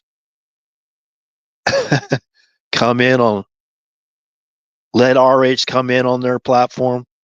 Oh my gosh, they run, right? Who is this guy? They run for the hills. When I'm monetized here now, I got 10 million viewers, subscribers. There's no way we can afford having RH come on our show. So much for free speech, right? I mean, they'll go to a, only so far, and they'll back up jabs. Yeah, don't say that other word. It's jabs. I still do it myself because I've been a victim of multiple times of deplatforming and shadow banning. I'm still being shadow banned right now. Like I said, in the height of this channel in the day, I was getting thousands of viewers for just one live stream. Now I'm lucky to have one more person listening to the channel.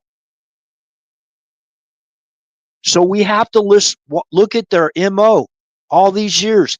The Kennedy files, JFK, RFK files, the Dr. Martin Luther King files. Where are those at? They've done purged them. What they give us is a little bit of breadcrumbs, and people have to scour through like 20 zillion documents, right, and videos to try to get to the truth. And he haven't been researching this going back to the day actually all this stuff happened. You have no idea what connects and what doesn't.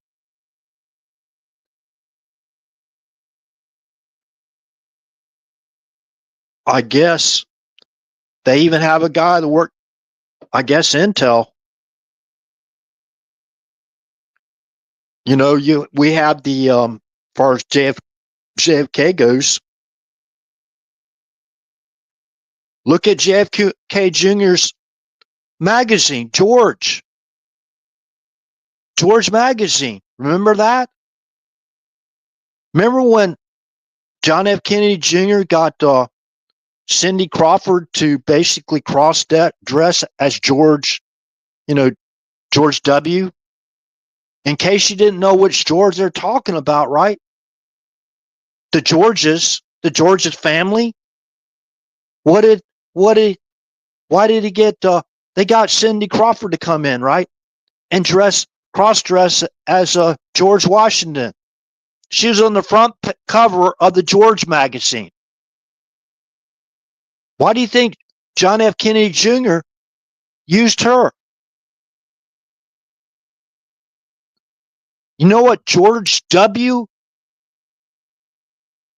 Ranch is called? Just south of Dallas. Remember what happened November 22nd, 1963?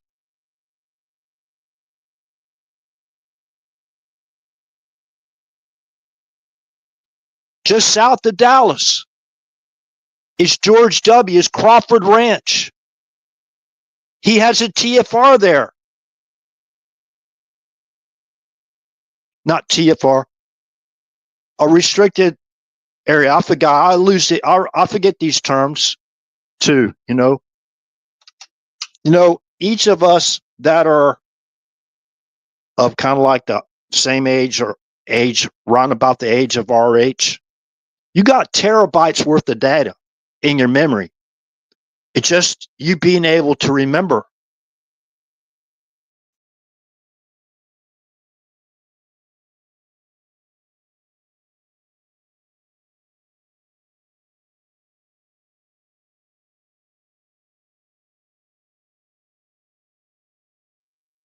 Word of station, going back and revisiting this stuff, reading over it again, right? And some of these same words come back up again, man, and it sparks your memory.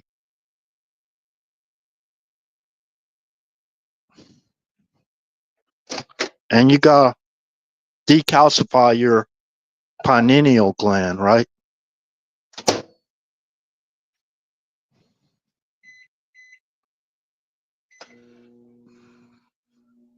I'm heating up my breakfast coffee at 11,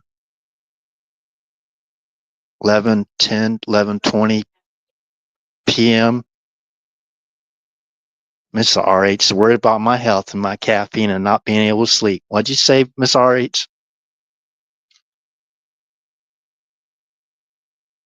said, you're not going to be able to sleep. I'm not going to be able to sleep. Well, what's new, right? I'm doing this for everybody else. But anyways, yeah. I mean, do we seriously believe that has nothing to do with what happened to JFK when his own son was putting out these signs like Cindy Crawford? She probably doesn't want to be anywhere near that, involved in that, right? What about Madeline Brown? She came out before she died, you know, and Lyndon Johnson had a child with her. I can't remember his name. I think it was Daniel. I'm not sure. But Lyndon Johnson had I don't want to say illegitimate child. I mean, he had a child with that Madeline Brown. And she basically had allowed an interview and she called them all out. They were all in a conference room at Murchison's home. I think that really rich guy's home in Dallas, Texas the night before. We, you know, they totally didn't even talk about that. The media wouldn't even talk about it. Why? I found that video on YouTube. I was lucky I even found it, right?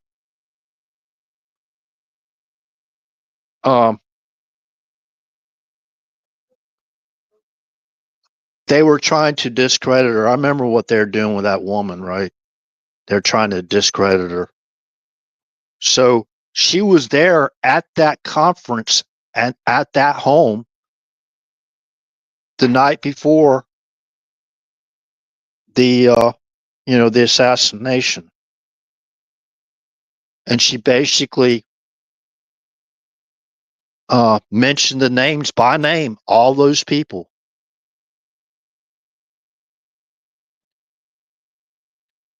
Let's see here. Hold on a second.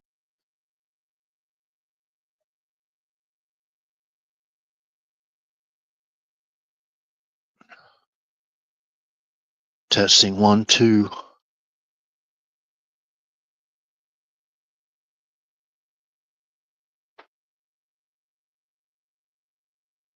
So I would say for people based on the victims, yeah, we want these people arrested. The Papa Echo Delta Oscars, we want them arrested too. But we have to think about the victims, and Pam Bondi has mentioned that as well multiple times, right? And you can't put out literally porno out there for public consumption, right? I mean, it's bad enough the people investigating this stuff have to watch that horrific, those horrific acts, but they have to. And remember what they did. They couldn't go through all that material themselves, right? So they had to ship those boxes to other places, to other like FBI facilities around the country to delegate that investigation down to more to others, right? So they could basically look into it, and there are Acosta's, what's his first name, that U.S. attorney that basically prosecuted Epstein, whatever. There are those court documents, so you can bring those out. You know what I mean? So that was during the time where they didn't have this Trump derangement syndrome, right? So they didn't put in all those.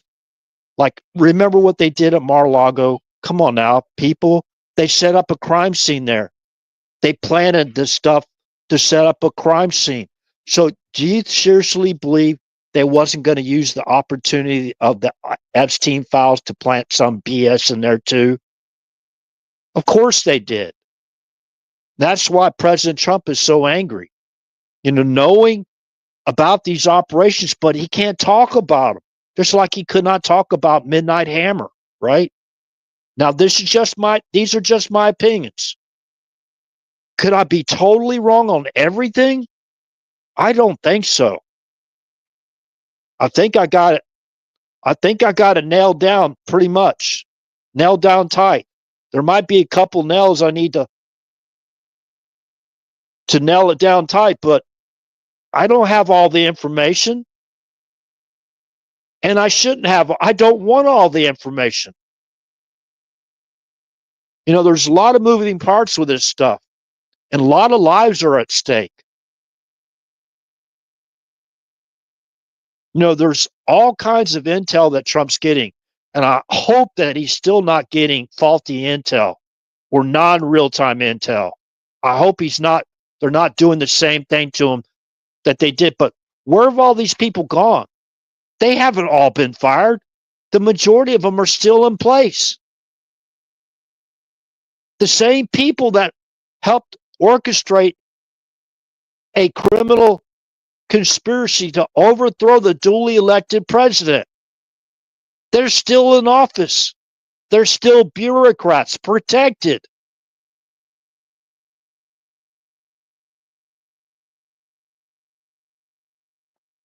And they're the ones that really get kind of dangerous because, Elon Musk with that stuff, he upset their Apple Card. And why is Elon Musk so angry with Trump? Because he took away his government subsidies. Made it unfair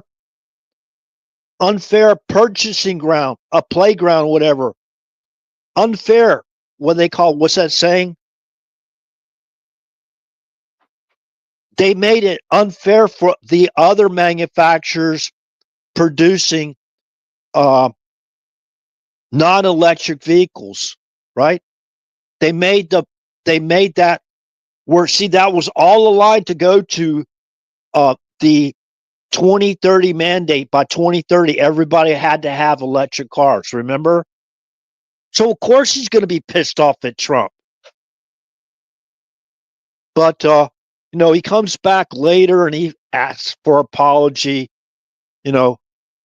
I understand where he's coming from, but he's actually talking about taking some of his companies away from like NASA and that kind of thing, right? Now, we have to sit there and think about that when you start making those comments. I mean, the guy's a multi-billionaire, right?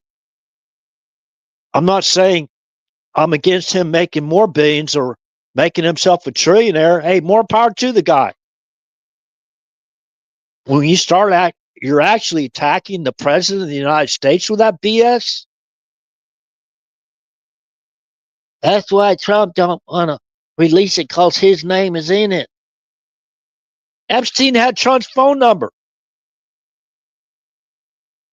He was a member of Mar-a-Lago. Of course he's going to have Trump's phone numbers. It's better watch out. You start calling President Trump a PEDO, you better basically, they tried that with Melania. I mean, something else is something, calling her something different, right? Remember, she won her day in court. You start calling that stuff to about President Trump and putting that garbage out there, you better expect a lot of pushback, illegal pushback coming your way. And these people, I mean, they're still libel slandering Trump right now. He's the government, really. He's the top leader of the executive branch of government. You think there's no recourse he has as far as that the Mockingbird media stuff going out there that's libel slander still? I mean, it's every day.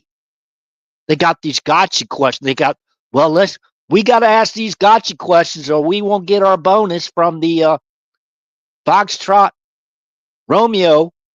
You know what I mean? It's crazy.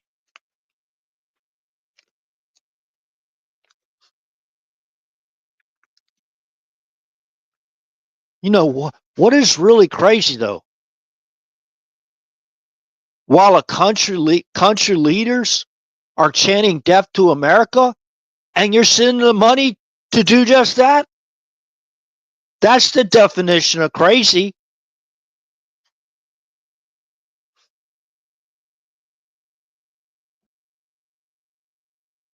And Donald Trump led an unprovoked attack on Iran's nuclear facilities. You know, change the headlines. Change the headlines a little bit. Donald Trump, President Donald Trump, attacked Iran.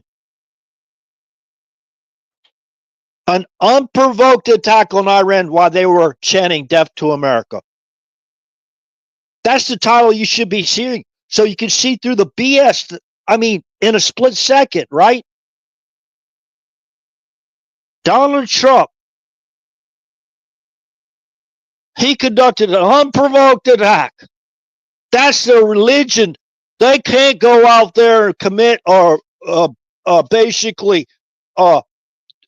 commit to death to America. Oh, come on, that's just you know, that's just the Ayatollah venting over there in Iran. Hey, don't mean it. Come on now, those are good people over there. What really gets me going is when they say that Iran's attack on that Beirut barracks, killing over 200 of our Marines, was unprovoked, was justified. The attack on our embassy was justified. Whoever said those things, you need to go back and reevaluate your own comments in the public domain, and maybe go out there and make some changes. You can keep on saying that garbage all you want to, dude, but you're making some of us very, very angry, and we'll just get very, very angry with you, and we'll call you out. If you don't come out there and you clarify your comments, oh, President Reagan, he got a battleship to go kill women and children. So that was a provoked attack on Iran, and that's why they attacked the Beirut barracks, Marine barracks, killing over 200 of our Marines. Really? They get everything. No, I won't even talk about that other thing I was going to talk about, because there's no sense in it. Dang, what do I do with my reading glasses here? And I understand that people believe that they had enriched uranium, that they moved to another location, to play the stupid shell game again, right? I understand that there's a possibility. We're not all stupid like they think we are, because we're not part of intelligentsia, right? We're all stupid. Every one of us.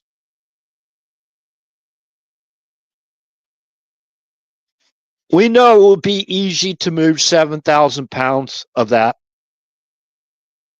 right? See, the reason why that statement was made, because that anti-Trumper, probably an anti-MAGA, anti-American First 2 guy,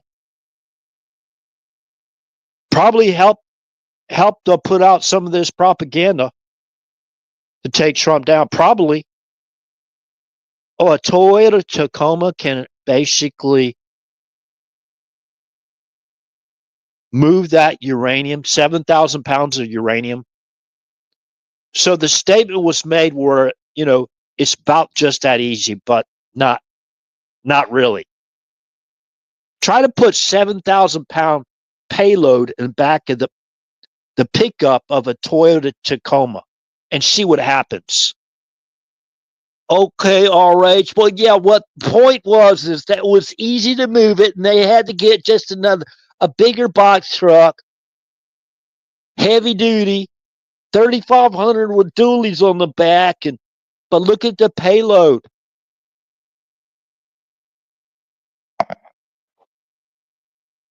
The payload. Yeah, 3,500 probably has the frame to support 7,000 pounds in its pickup truck. You know what I mean? So he's trying to say how easy it was, right? Yeah. No shite, Sherlock.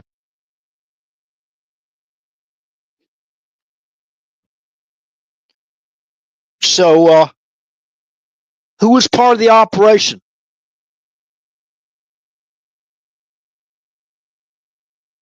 The intel operation to basically deliver uranium to Russia and eventually going to Iran. And who set up all that money going to the CGI, Global Initiative, Global Initiative? Who set all that up? Because when you all went to Novo-Agariova on July 7th of 2009 to meet with Vladimir Putin, with Obama's intel chief with him, General James Jones,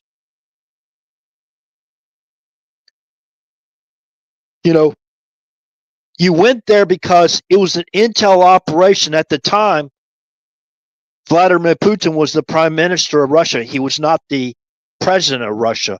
The president of Russia at the time was in Moscow. Remember? The president at the time was Dmitry Medvedev. So they set up that operation.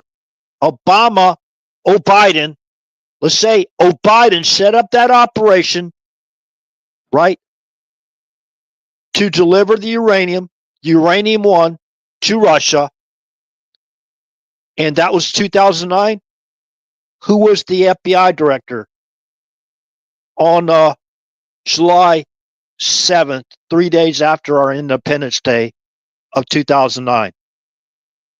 That would be Russia, FBI director Robert Mueller himself. Oh, all right. That got nothing to do with it.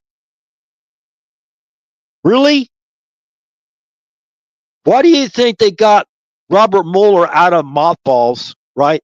And got him to run that special? It wasn't a special counsel. It was a special prosecution to basically falsely accuse the president of the United States of committing treason, being a Russian agent, to put him in prison, to do exactly what happened.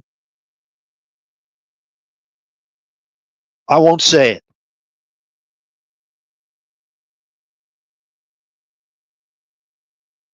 Nobody's ever listened to this, right? Oh, R.H., you've been going on 2 hours and 8 minutes now. But I guarantee you, those 2 hours and 8 minutes, you've heard things you never heard from anywhere else before.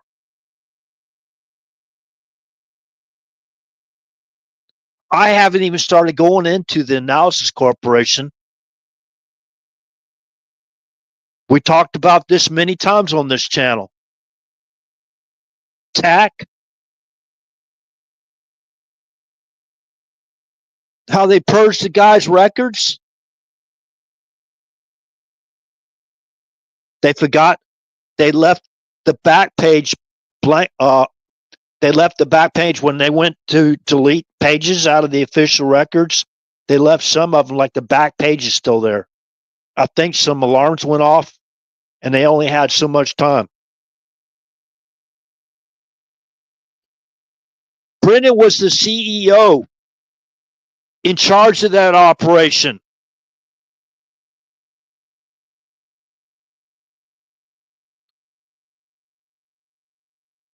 Where, in my opinion, they purged Obama's records.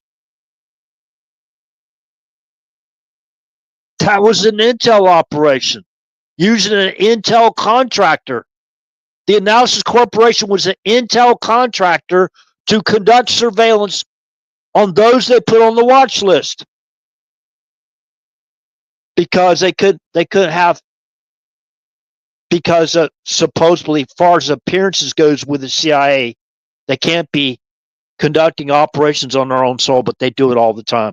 Look at their mission statement as far as the political action group. Propaganda, psyops, the whole 9 yards to influence elections. That's what they've been doing all these years. They can use plausible deniability all they want to, but why put out your mission statement if you don't want anybody to know what you're doing? Well, maybe they have some white hats in there. They want to expose the corruption. And they want to help save lives instead of just watching lives being taken away and turning a blind eye to it.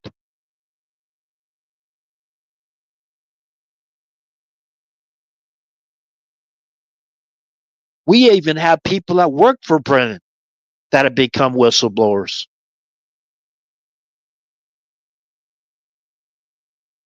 So he was the CEO of the Analysis Corporation that was in charge of the security of the U.S. State Department, that was responsible for the hacks into the U.S. State Department, cyber attacks.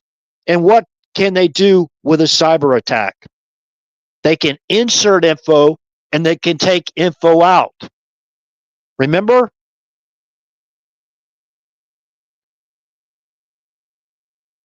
Okay, they're going at the angle. Well, we're basically gonna go after Brennan for lying to Congress. They already know he lied to Congress before. He apologized for lying to Congress. Anybody else that lied to Congress, right? They didn't like him.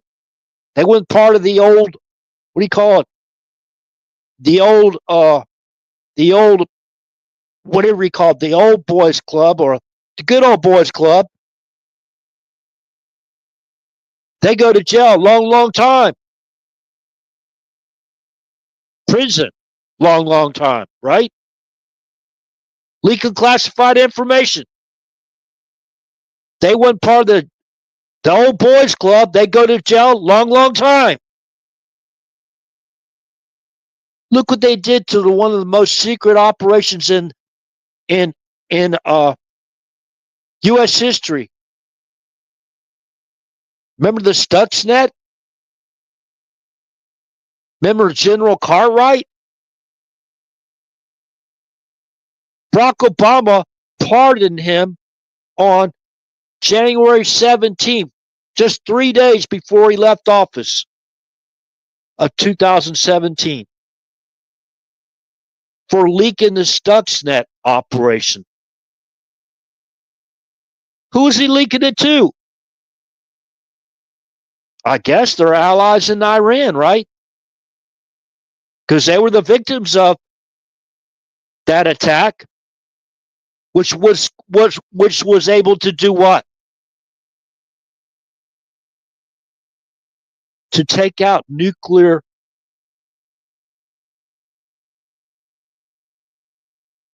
control centers. To take out nuclear control centers. Something that valuable, right? They leaked it into the public domain and started talking about, oh, y'all doing that to our. Again, we had a team. Not us. They put together a team. It looks like they had teams working in Iran, working for the Ayatollah.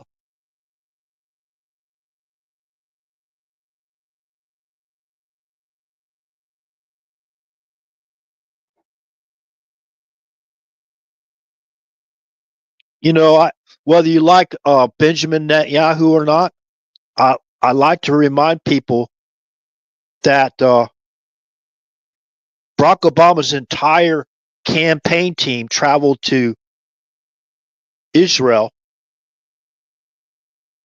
to try to remove Benjamin Netanyahu from office, whether you like him or not. That's a fact.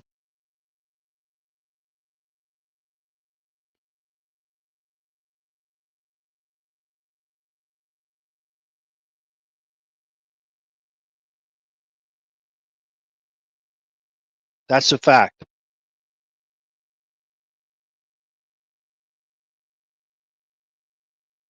So to put away the myth that the CIA does not operate on our own soil or are not involved in our elections, influence our elections, they're everywhere, even down to a poll watcher.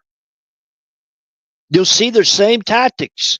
The tactics when they were basically observers were basically going out to get a smoke or whatever. And as soon as they left out that door, they didn't allow them to come back in. And what else did they start doing right after that? They started taping up cardboard boxes, like cardboard on the windows so nobody could see in.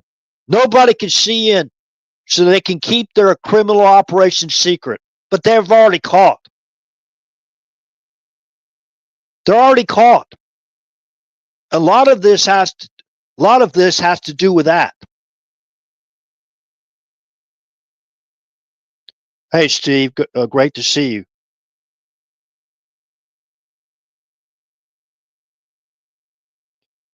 Yeah, I don't know. There's some things he said he shouldn't be saying, though. That's crazy. It's it's like me when I was on watching the radar scope. Conducting surveillance, help keep our country safe, make sure none of those bad bears got across that identification zone over our soil. It's like, okay, what am I going to do? Well, I don't like what's going on here. I'm just going to go home right now. I'm going to go get my card and punch out, and I'm just going to go home right now, right?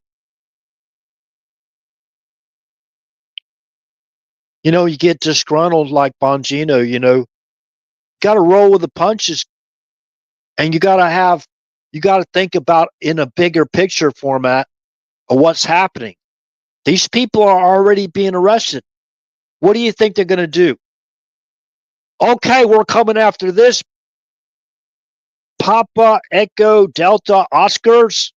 We're going to come after this one, and we're going to come after this one. We're going to tell you when we're going to come after them. You know what that does to the victims? They endanger all these lives. You can't. You got to maintain OPSEC. And I like to remind people that are coming into this stream now that I'm not saying anybody in particular in chat. Not this is what I've been talking about pretty much the whole live stream. I know, for example, the Polk County Sheriff, he's come out and had public conferences, whatever, press briefings, and they've already talked about the investigations they've already completed. And they brought these traffickers, they are already in prison. Some of them are waited. They're basically going to go to Alligator Alcatraz, and they're going to be shipped off. They're going to be shipped out of our country, flown out of our country, right? This is already happening. I can't believe it. No one's actually putting that together. And, the President of the United States, along with, his Secretary of Defense and his Secretary of State, Rubio, you got Hegseth, you got the Chairman of the Joint Chiefs, and I don't know who the chairman is now. That's pretty bad. RH doesn't even know who the chairman is now. Oh, yeah, Raising Cane, right? General Kane, right? He's the chairman of the Joint Chiefs, right? Yeah. They're conducting operations like they were doing. We were working with the Mexican government, in my opinion, taking care of some really, really bad people from 2017 to 2021. Remember? Was it? Yeah. Yeah, Trump left office in 2021. January 20th, 2021. We were having these covert operations working with military and foreign military to take down these bad people. Like, in my opinion, when we were doing in the Philippines when Intel leaked that classified phone call between President Trump and Duarte. A lot of stuff, I said this a long time ago. I don't know which individuals that followed this channel, what information you've heard or not heard, but I know for a fact they're taking down those Papa Echo Delta Oscars, PEDOs, and the traffickers. Probably every day. I know the ones there's there've been massive arrests in our state alone, and we know. Remember, again, DeSantis worked for JAG in the Navy. Remember, he has a clearance still. I'm pretty sure he's still got a security clearance. So that's how he's able to effectively work with the president of the United States. And I'm glad DeSantis has turned around quite a bit. You know, I knew the friction between him and Trump, and that wasn't good, but I'm glad they began to work together for the common cause of keeping us all safe and national security, because they are working hand in hand with federal law enforcement. We already know that. We get these briefings all the time from certain county sheriffs and other law enforcement officials. All the time we're getting update, because some of those people have done some very, very sick things in our state and in the country. And they cross state lines a lot of times, right? When they're trafficking, they cross state lines. I think they're doing a really good job, but it's gonna start coming to a head where, you know, it's probably gonna be it's gonna have to be amped up quite a bit. So you know, don't attack the messenger, right? Listen to the message and put it, you know, compartmentalize it in your memory and draw from it when you need it, because I'm pretty sure pretty much every day you're going to get bits and pieces of information that makes you feel like, well, make you feel a little bit better. Believe me. The main focus now is on protecting innocent Americans, especially protecting the victims. You can't just go out there and release the entire dirty laundry list, right? Of what operation is going to take place today, tomorrow. What, you know, you can talk about operations that have already taken place, and believe me, what about the drug seizures alone? The Coast Guard has been responsible for doing. Have we forgotten about all that? The fentanyl they've basically rounded up. I mean, hundreds of pounds of fentanyl, kilos, I mean, thousands of pounds of fentanyl alone. You know, it only takes like a gram of that stuff, from my understanding, to kill you, right? This one of the most dangerous drugs in the history of our country, being brought right across that border. They shut down most of it, but remember, there was a land, air, and sea invasion into our country, so they use other methods, right? Even submersibles. So we've seen that pop up here again lately. So this is a huge operation. And I hope we start, President Trump, they start hiring more people to work for the Department of Justice, working with Pam Bondi. Remember where Pam Bondi came from? She's the Attorney General of Florida. Remember, we were stopping stuff here before Trump got back in office again. Because, we're a red state. Pretty much, but there's a lot of far left people here that gives us problems still. But they're not so much noticeable as they used to be. Because a lot of their shenanigans is not tolerated anymore. Because it's unlawful. No, you can have your protests and all that stuff, but you can't be setting up riots and trying to block traffic and all that other stuff. They're doing that here for a while, and then they shut that down real quick. But anyways, that was when Trump was in office last time. So again, Pam Bondi's file, right? Why she didn't release it? Because they already destroyed the information. Remember the Southern District of New York refused to comply to send that information to the DOJ, to get that information to the DOJ. They refused to comply. And lawfare, right?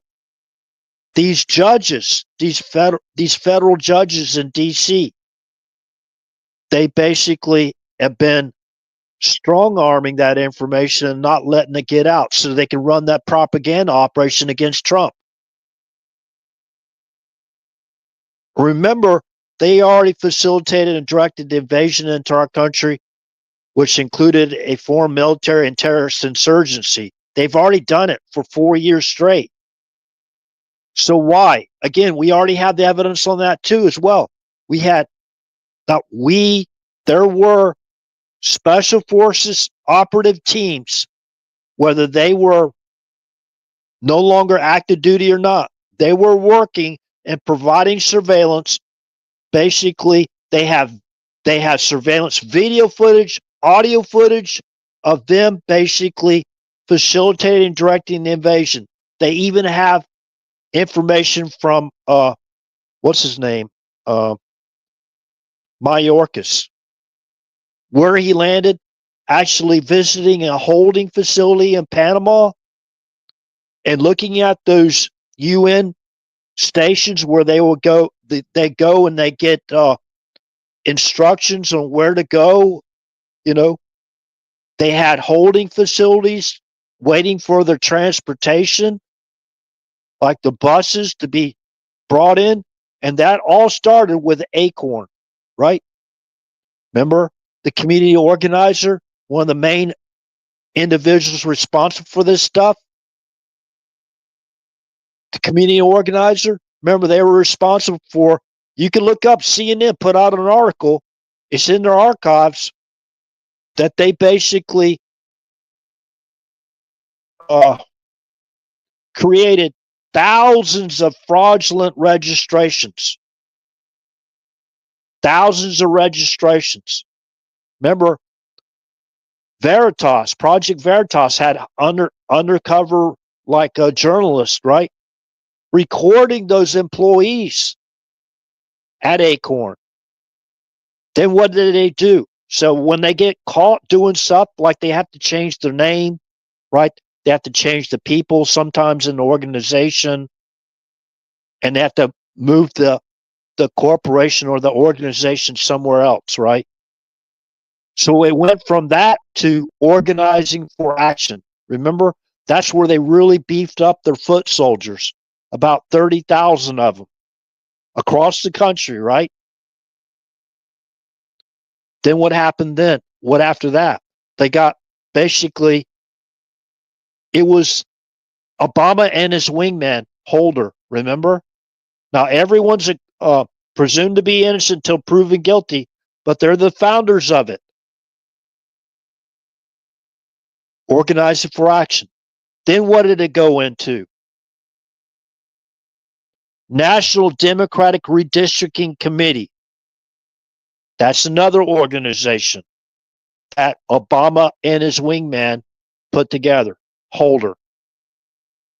So the National Democratic Redistricting Committee, they were the ones that were basically directing the invasion into our country, into these districts, to do what? To rig them, right? To steal them. And that's why it's so imperative that Trump takes, not taking people out. I mean, they came into our country illegally, right? Illegally. They didn't come in the right way. That's their problem. We don't go, we know what happens if, say, for example, we go to another country and we don't follow their laws.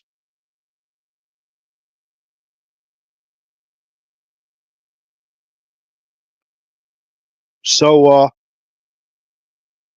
they may not like the optics, as far as the humanitarian optics, whatever, but these people, the people that were behind it, that conspired to put all this together to facilitate and direct it, they can be arrested right now.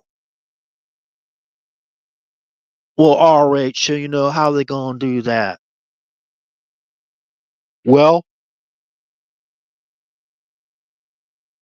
just as simple.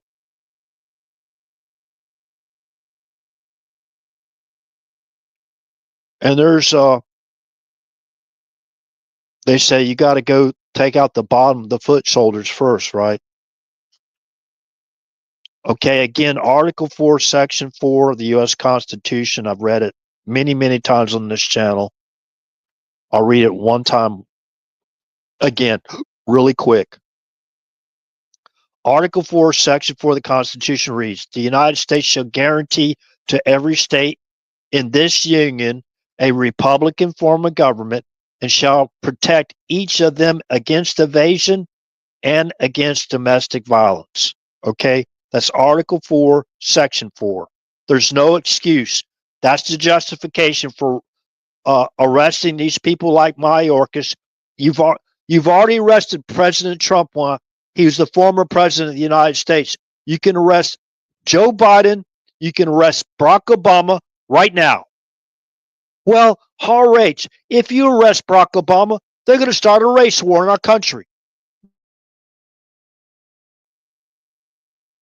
So that's the reason why you're not going to uphold the law, because you're worried about another race war.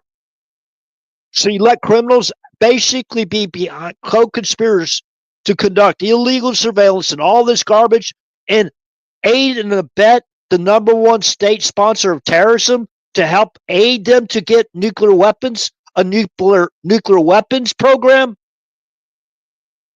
Are you kidding me?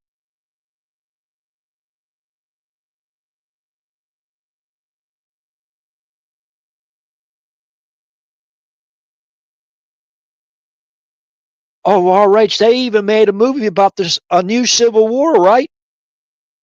They even got their trophy picture of the president, right? With his knee on him, right? Where do you think they got that idea from? He's a racist. He's a racist. Act Blue and all that other garbage. USAID, where they money launder all that money. It wasn't even going to the communities, like Black Lives Matter communities. It wasn't going to their communities. It was going right in Biden's pocket, in Obama's pockets, in Kamala Harris's pockets.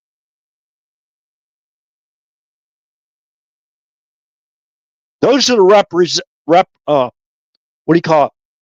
Reparations they should get.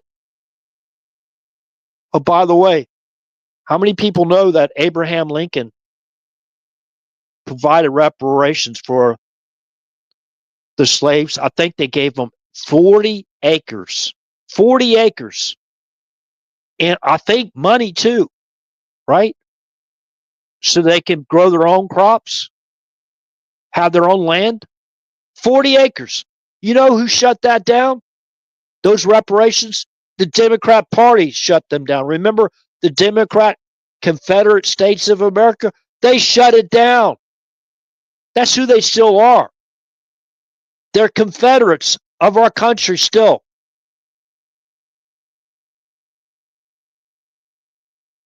It's the same whole party. They voted against the one big beautiful bill, right? Because it was going to help the American people out, the small businesses, even immigrants that came into our country legally. That was going to shut their businesses down. That's what they did in 2020. Remember, CNN put out that article themselves. It's actually a Moody study titled, Democrats Need to Sharpen Their Attacks on the Trump Economy. They were attacking our economy just to tank Trump's numbers down. They were being paid by special interests and large donors to do just that. That's the entire Democrat Party. They vote in unison. Every single one voted for that. You know, we barely got that passed. It was one of the biggest victories, and people don't understand this. That bill is going to help ensure our sovereignty into the future. It's going to help ensure our sovereignty into the future, our independence into the future.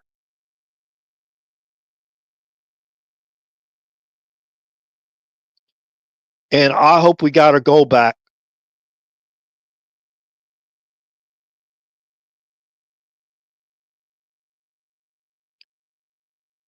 Can you imagine not even allowing the president of the United States to go into Fort Knox? I don't know. Maybe covertly they allowed him to go into Fort Knox. I don't know. Did he have a team to make sure that those what do you call those blocks? What do you call those things?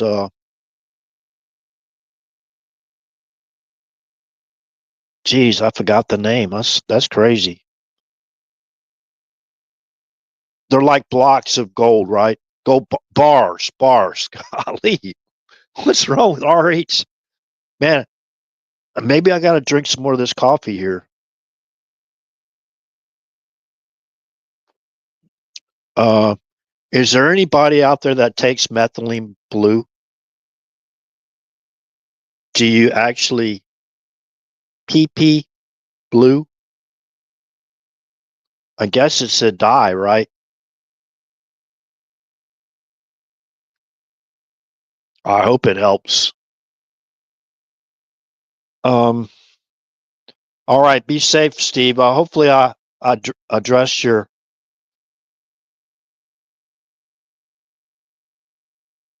Yeah,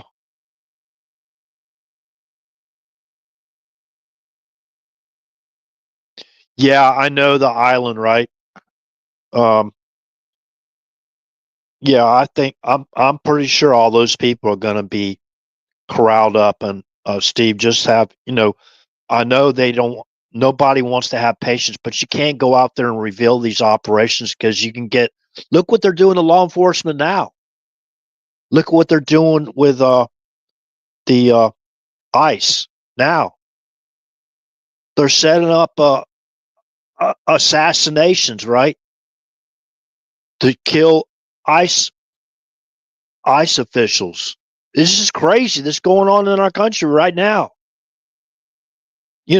They look like they're trying to start a civil war. These people, what do you think these people are going to achieve? What do they think they're going to achieve? Right?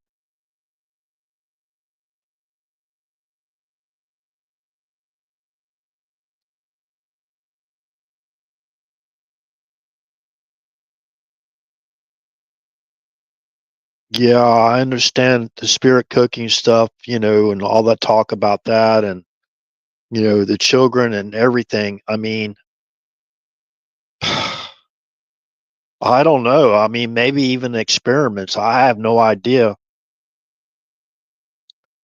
Stephen Hawking was even there, right? From my understanding. In case people don't know about Stephen Hawking, he's confined to a wheelchair. He could he can talk through like a little type of like a voice box or something. You know what I mean? He could talk through like a computer, right? So he can communicate. What would they need a scientist there? There was there was probably eugenic stuff going on there in New Mexico. I think they had a lot had to do with DNA in my opinion. So, there needs to be probably a deeper investigation into the entire operations that were going on. And you're going to have to need a whole new team. But Trump can't help it. Bondi cannot help it, right? If the courts have got that stuff sealed, those are sealed.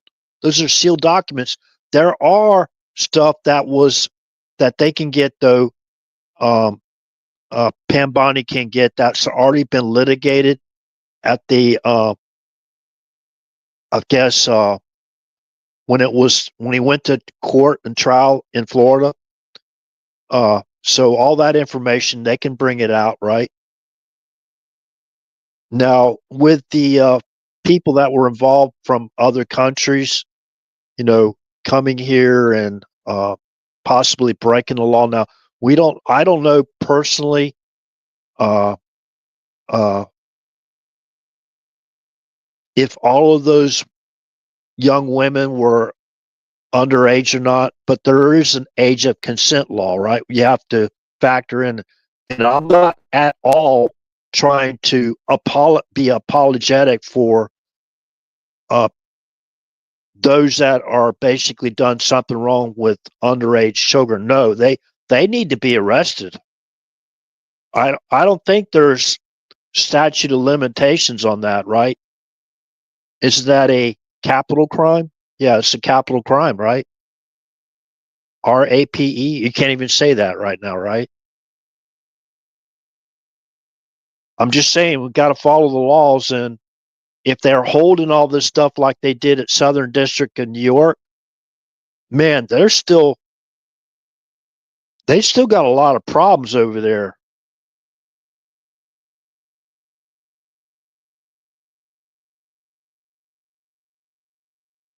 I think that they replaced one of the lawyers up there. I think President Trump replaced one of the lawyers, but you still got all these judges, right? See what they're going to do. They're going to continue to allow all that stuff to go on. They'll deny discovery or exculpatory information to be public, right? And they'll keep on denying doing that. It's the same old lawfare they've been doing against Trump from the very beginning, right? The same old when you get hold their feet to the fire to basically force discovery or exculpatory information coming out, right? Um, then they have to shut down their whole Ponzi clown shows when it comes to attacking President Trump. So Carter Page just came out there and said that the courts are holding that up, and basically there's some recommendations that Pam Bondi can do. Now she did a lot of good work when she was the Attorney General for the state of Florida. A lot of good work, and I think it was premature for Bongino to go crazy like that. I like the guy, but I had some. I'm not going to say it because this isn't about me. It's a lot. I'm part of this, but what I mean, it's not all about me, myself, and I. You know what I like to see done because I had information they refused to take that could have saved Corey's life on J13. 2024, right? They refused to take it. I tried to notify that certain individual, emailed multiple times, never answered. Never answered. So I'm just a Joe Schmo like everybody else out there that, is not one of these elites or multimillionaires or billionaires. I'm just another Joe Schmo, right? Who am I? Right? That's the way they look at us. We don't have anything to contribute. What's your education? Community College of the Air Force, associate's degree. That's 14 years old. And professional military education. What's that? What's that? It's like it wasn't like they were freaking interviewing me for a job. You know what I mean? They set up a fake file on myself. Make it look like I was a danger to myself and others just for trying to help save the president's life. So I got a little bit of skin in the game. I kind of understand what's going on.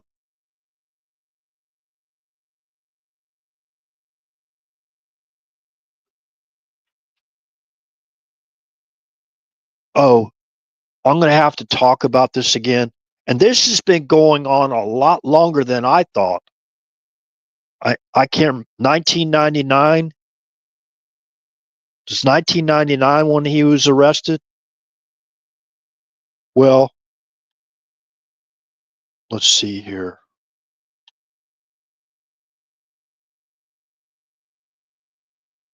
Hold on a second. I got another source reference tab here somewhere. Trying to find.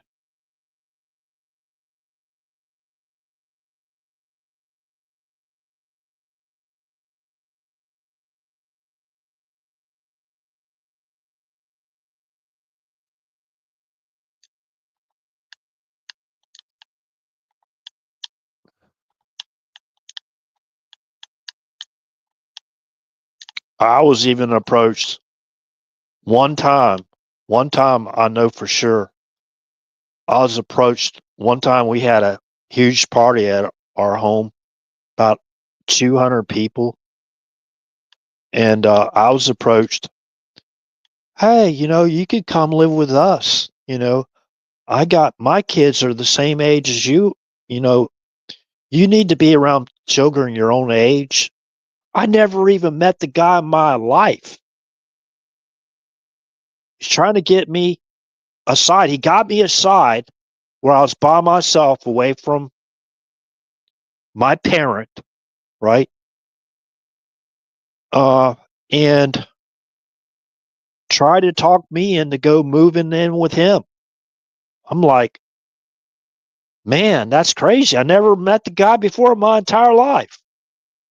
It wasn't like an aunt or uncle or I didn't even know who the person was. I mean, he could have been a great person. But, when I was in I think me and my own brother were almost trafficked once. Okay, now I'm going to bring up this organization again. When we were young, we were not of age.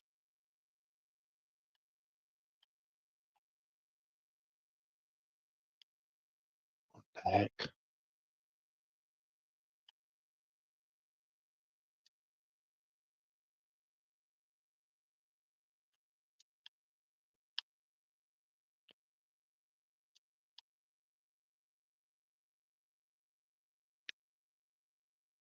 North American Man Boy Love Association, NAMBLA.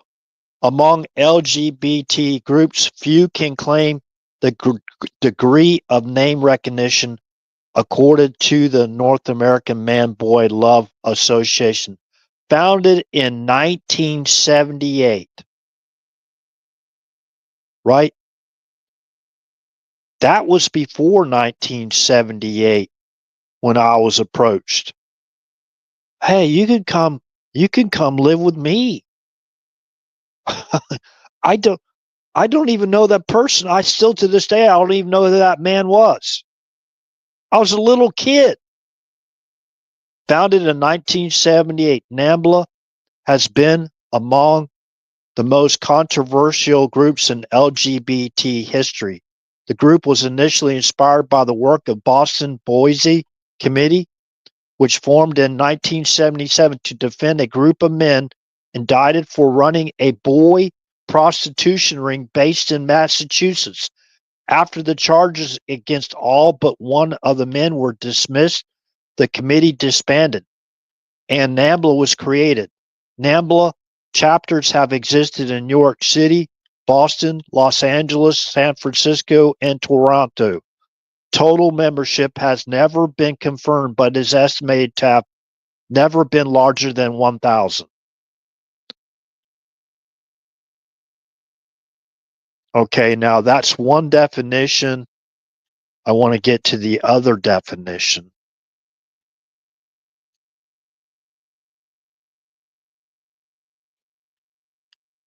These are one's on the encyclopedia. This one here is Wikipedia. The North American Man-Boy Love Association, NAMBLA, stylized as NAMBLA, is a pedophilia and pederasty advocacy organization in the United States.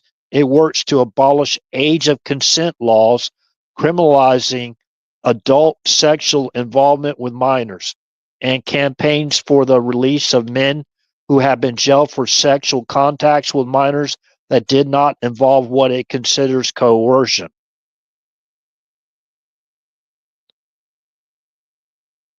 The group no longer holds regular national meetings and as of the late 1990s to avoid.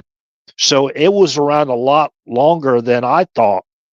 You know, I didn't really know this stuff was going on. What we saw when kids like went missing, and I did find out about the Dozier's boys home. Okay, there's a lot of stuff going on there with that's happened, and I know somebody close to me that was involved in that and was a witness and a victim of the Dozier Boys School in Florida. They had actually mass graves, mass graves that they uncovered. Right, a lot of these people are getting what do you call it? Reparations for that would happen there. As there's a class action lawsuit, and you know what I mean. The group no longer holds regular national meetings as of the late 1990s. So NAMBLA has been around since 1970, what, 77? 77? Not, I thought it was just since the 90s. No, goes back way further than that.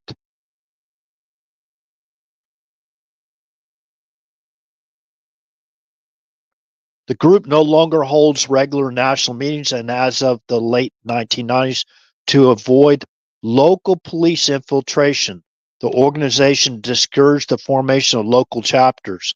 Around 1995, an undercover detective discovered there were 1,100 people on the organization's rolls. NAMBLA was the largest group in international pedophilia and child emancipation, an international pro-pedophile activist organization. Since then, the organization has dwindled to only a handful of people, with many members joining online pedophile networks, according to Xavier von Erich, director of operations at the anti-pedophilia organization Perverted Justice.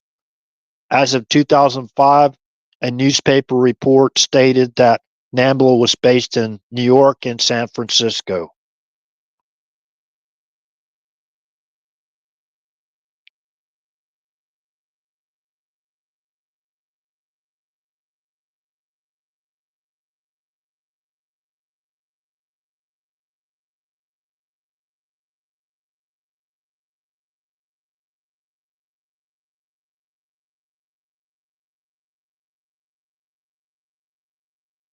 Events such as the Anita Bryant's 1977 Save Our Children campaign and police raid of a Toronto area newspaper, The Body Politic, for publishing an article by Gerald Hannon, sympathetic to boy love, set the stage for the founding of NAMBLA.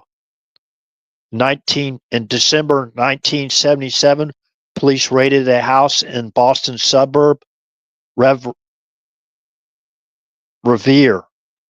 24 men were arrested and indicted on over 100 felony counts of the statutory rape of boys aged 8 to 15, 8 years old to 15. Suffolk Court District Attorney Garrett H. Byrne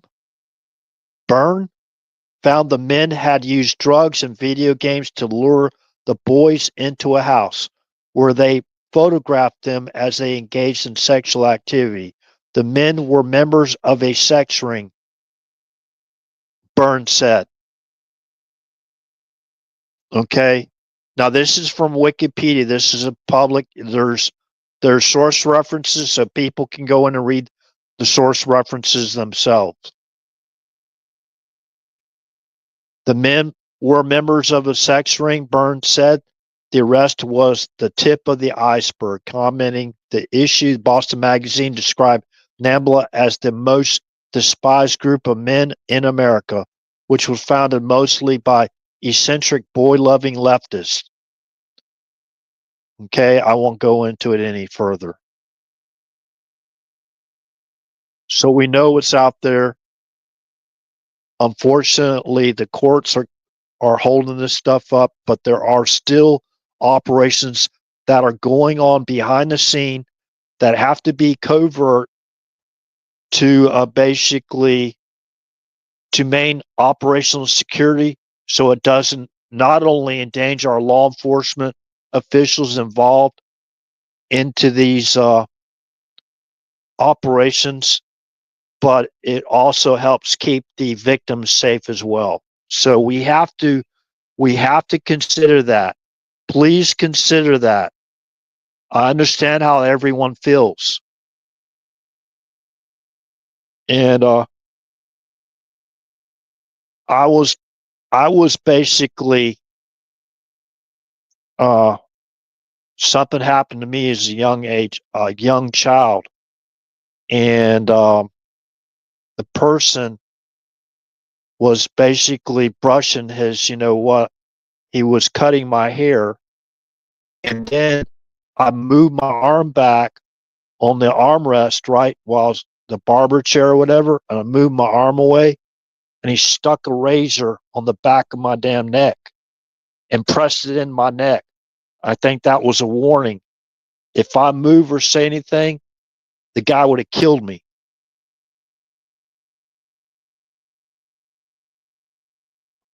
And somebody said I was being all vitriolic. The far left, right? You're being all vitriolic. Your hate speech. What? That guy's lucky.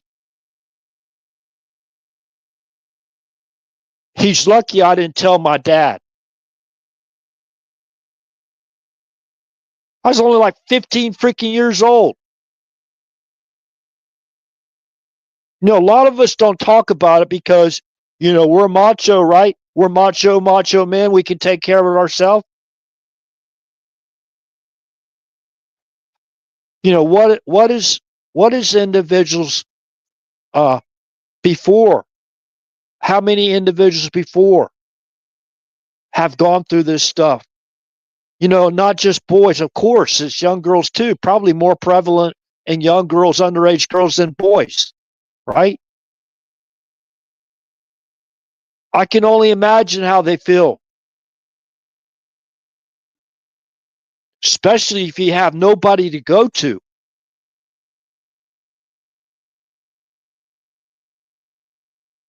I didn't want to see the guy. You know what would have happened? Just use your imagination if your parents found that out. that somebody did that to your child. Rubbing their, you know what, against somebody's arm to try to get off. And then sticking a freaking straight razor on your neck as a warning. No, that wasn't like, I know how I got a haircut before when they clean your neckline, right? They don't press it in your freaking neck where it almost basically breaks your skin open. No, they hold it at an angle, right? And it's a certain motion when they're cleaning your neck, right? They don't take the razor and press it in your neck. People think I'm stupid too, right? Oh, RH, he was just getting a haircut.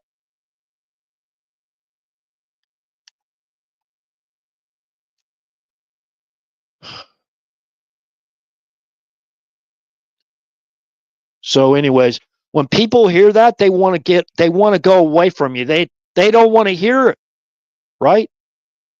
I'm not crying here.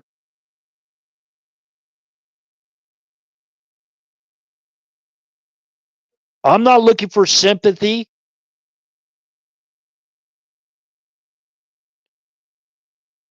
Did you not think that, even at 15, that I couldn't have done something physically? Yeah, I left it alone. No, it's probably the wrong thing to do. And I didn't have a razor on me either. And I didn't have anybody right there backing me up either.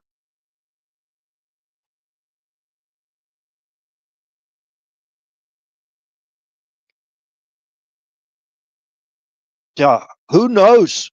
Who knows what would have happened?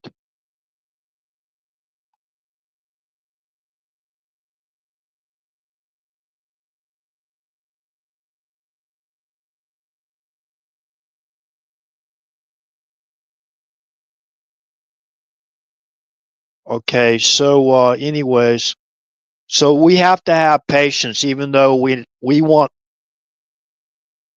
this is what I talked about. We have to maintain. They have to maintain OPSEC. We're just bystanders watching all this stuff. We're trying to put out information, call our senators, call our congressmen.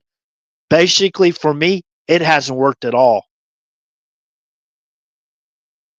They don't want to have anything to do with people like myself.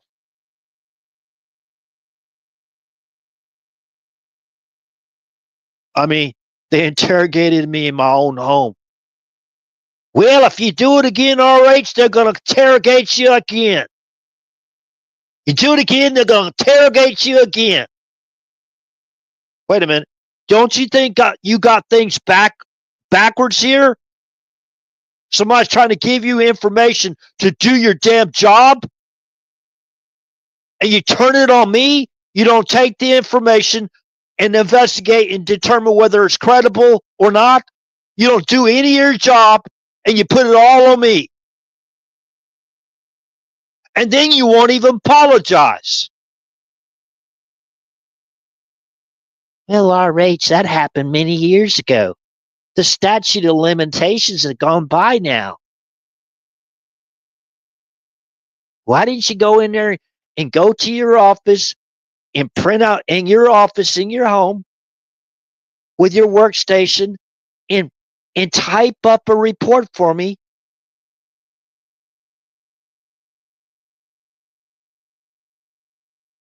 And get back to me.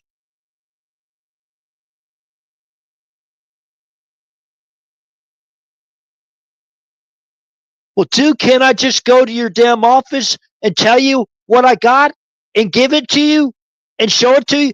Oh, I ain't got time for all that stuff.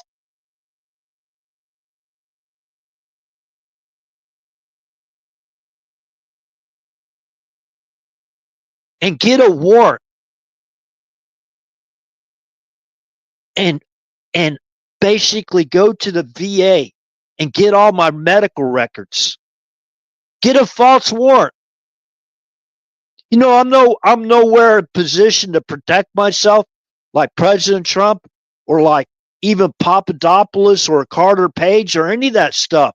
I have no associations with anybody at all.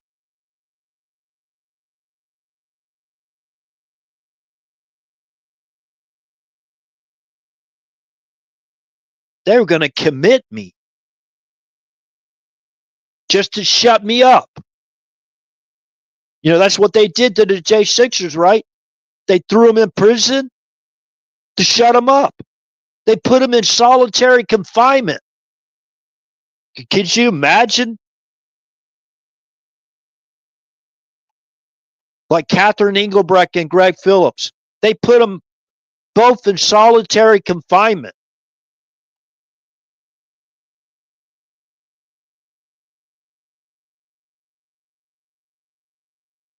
They're going to put me in a funny farm. Well, you got to be. There's 6 ways from Sunday. These guys getting back at you. That's Schumer's warning, right? Oh, politicians. I was told politicians buy a deputy sheriff. Politicians are very powerful. Yeah, they sure are, ain't they? Powerful to do what? Well, this guy's running his mouth too much over there. He's kind of embarrassing us. Send somebody over there.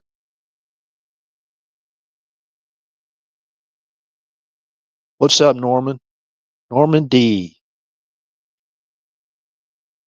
Okay, so like I said, this isn't about me. Thank God. Thank God. That's all I'll say.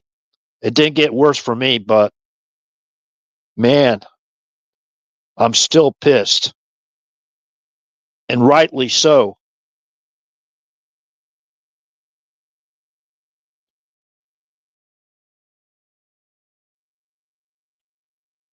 So with that said, in God we trust, right? That's our national motto. We're sticking to it. And good morning, good day, good evening, wherever you're from. This concludes the live stream, and God bless.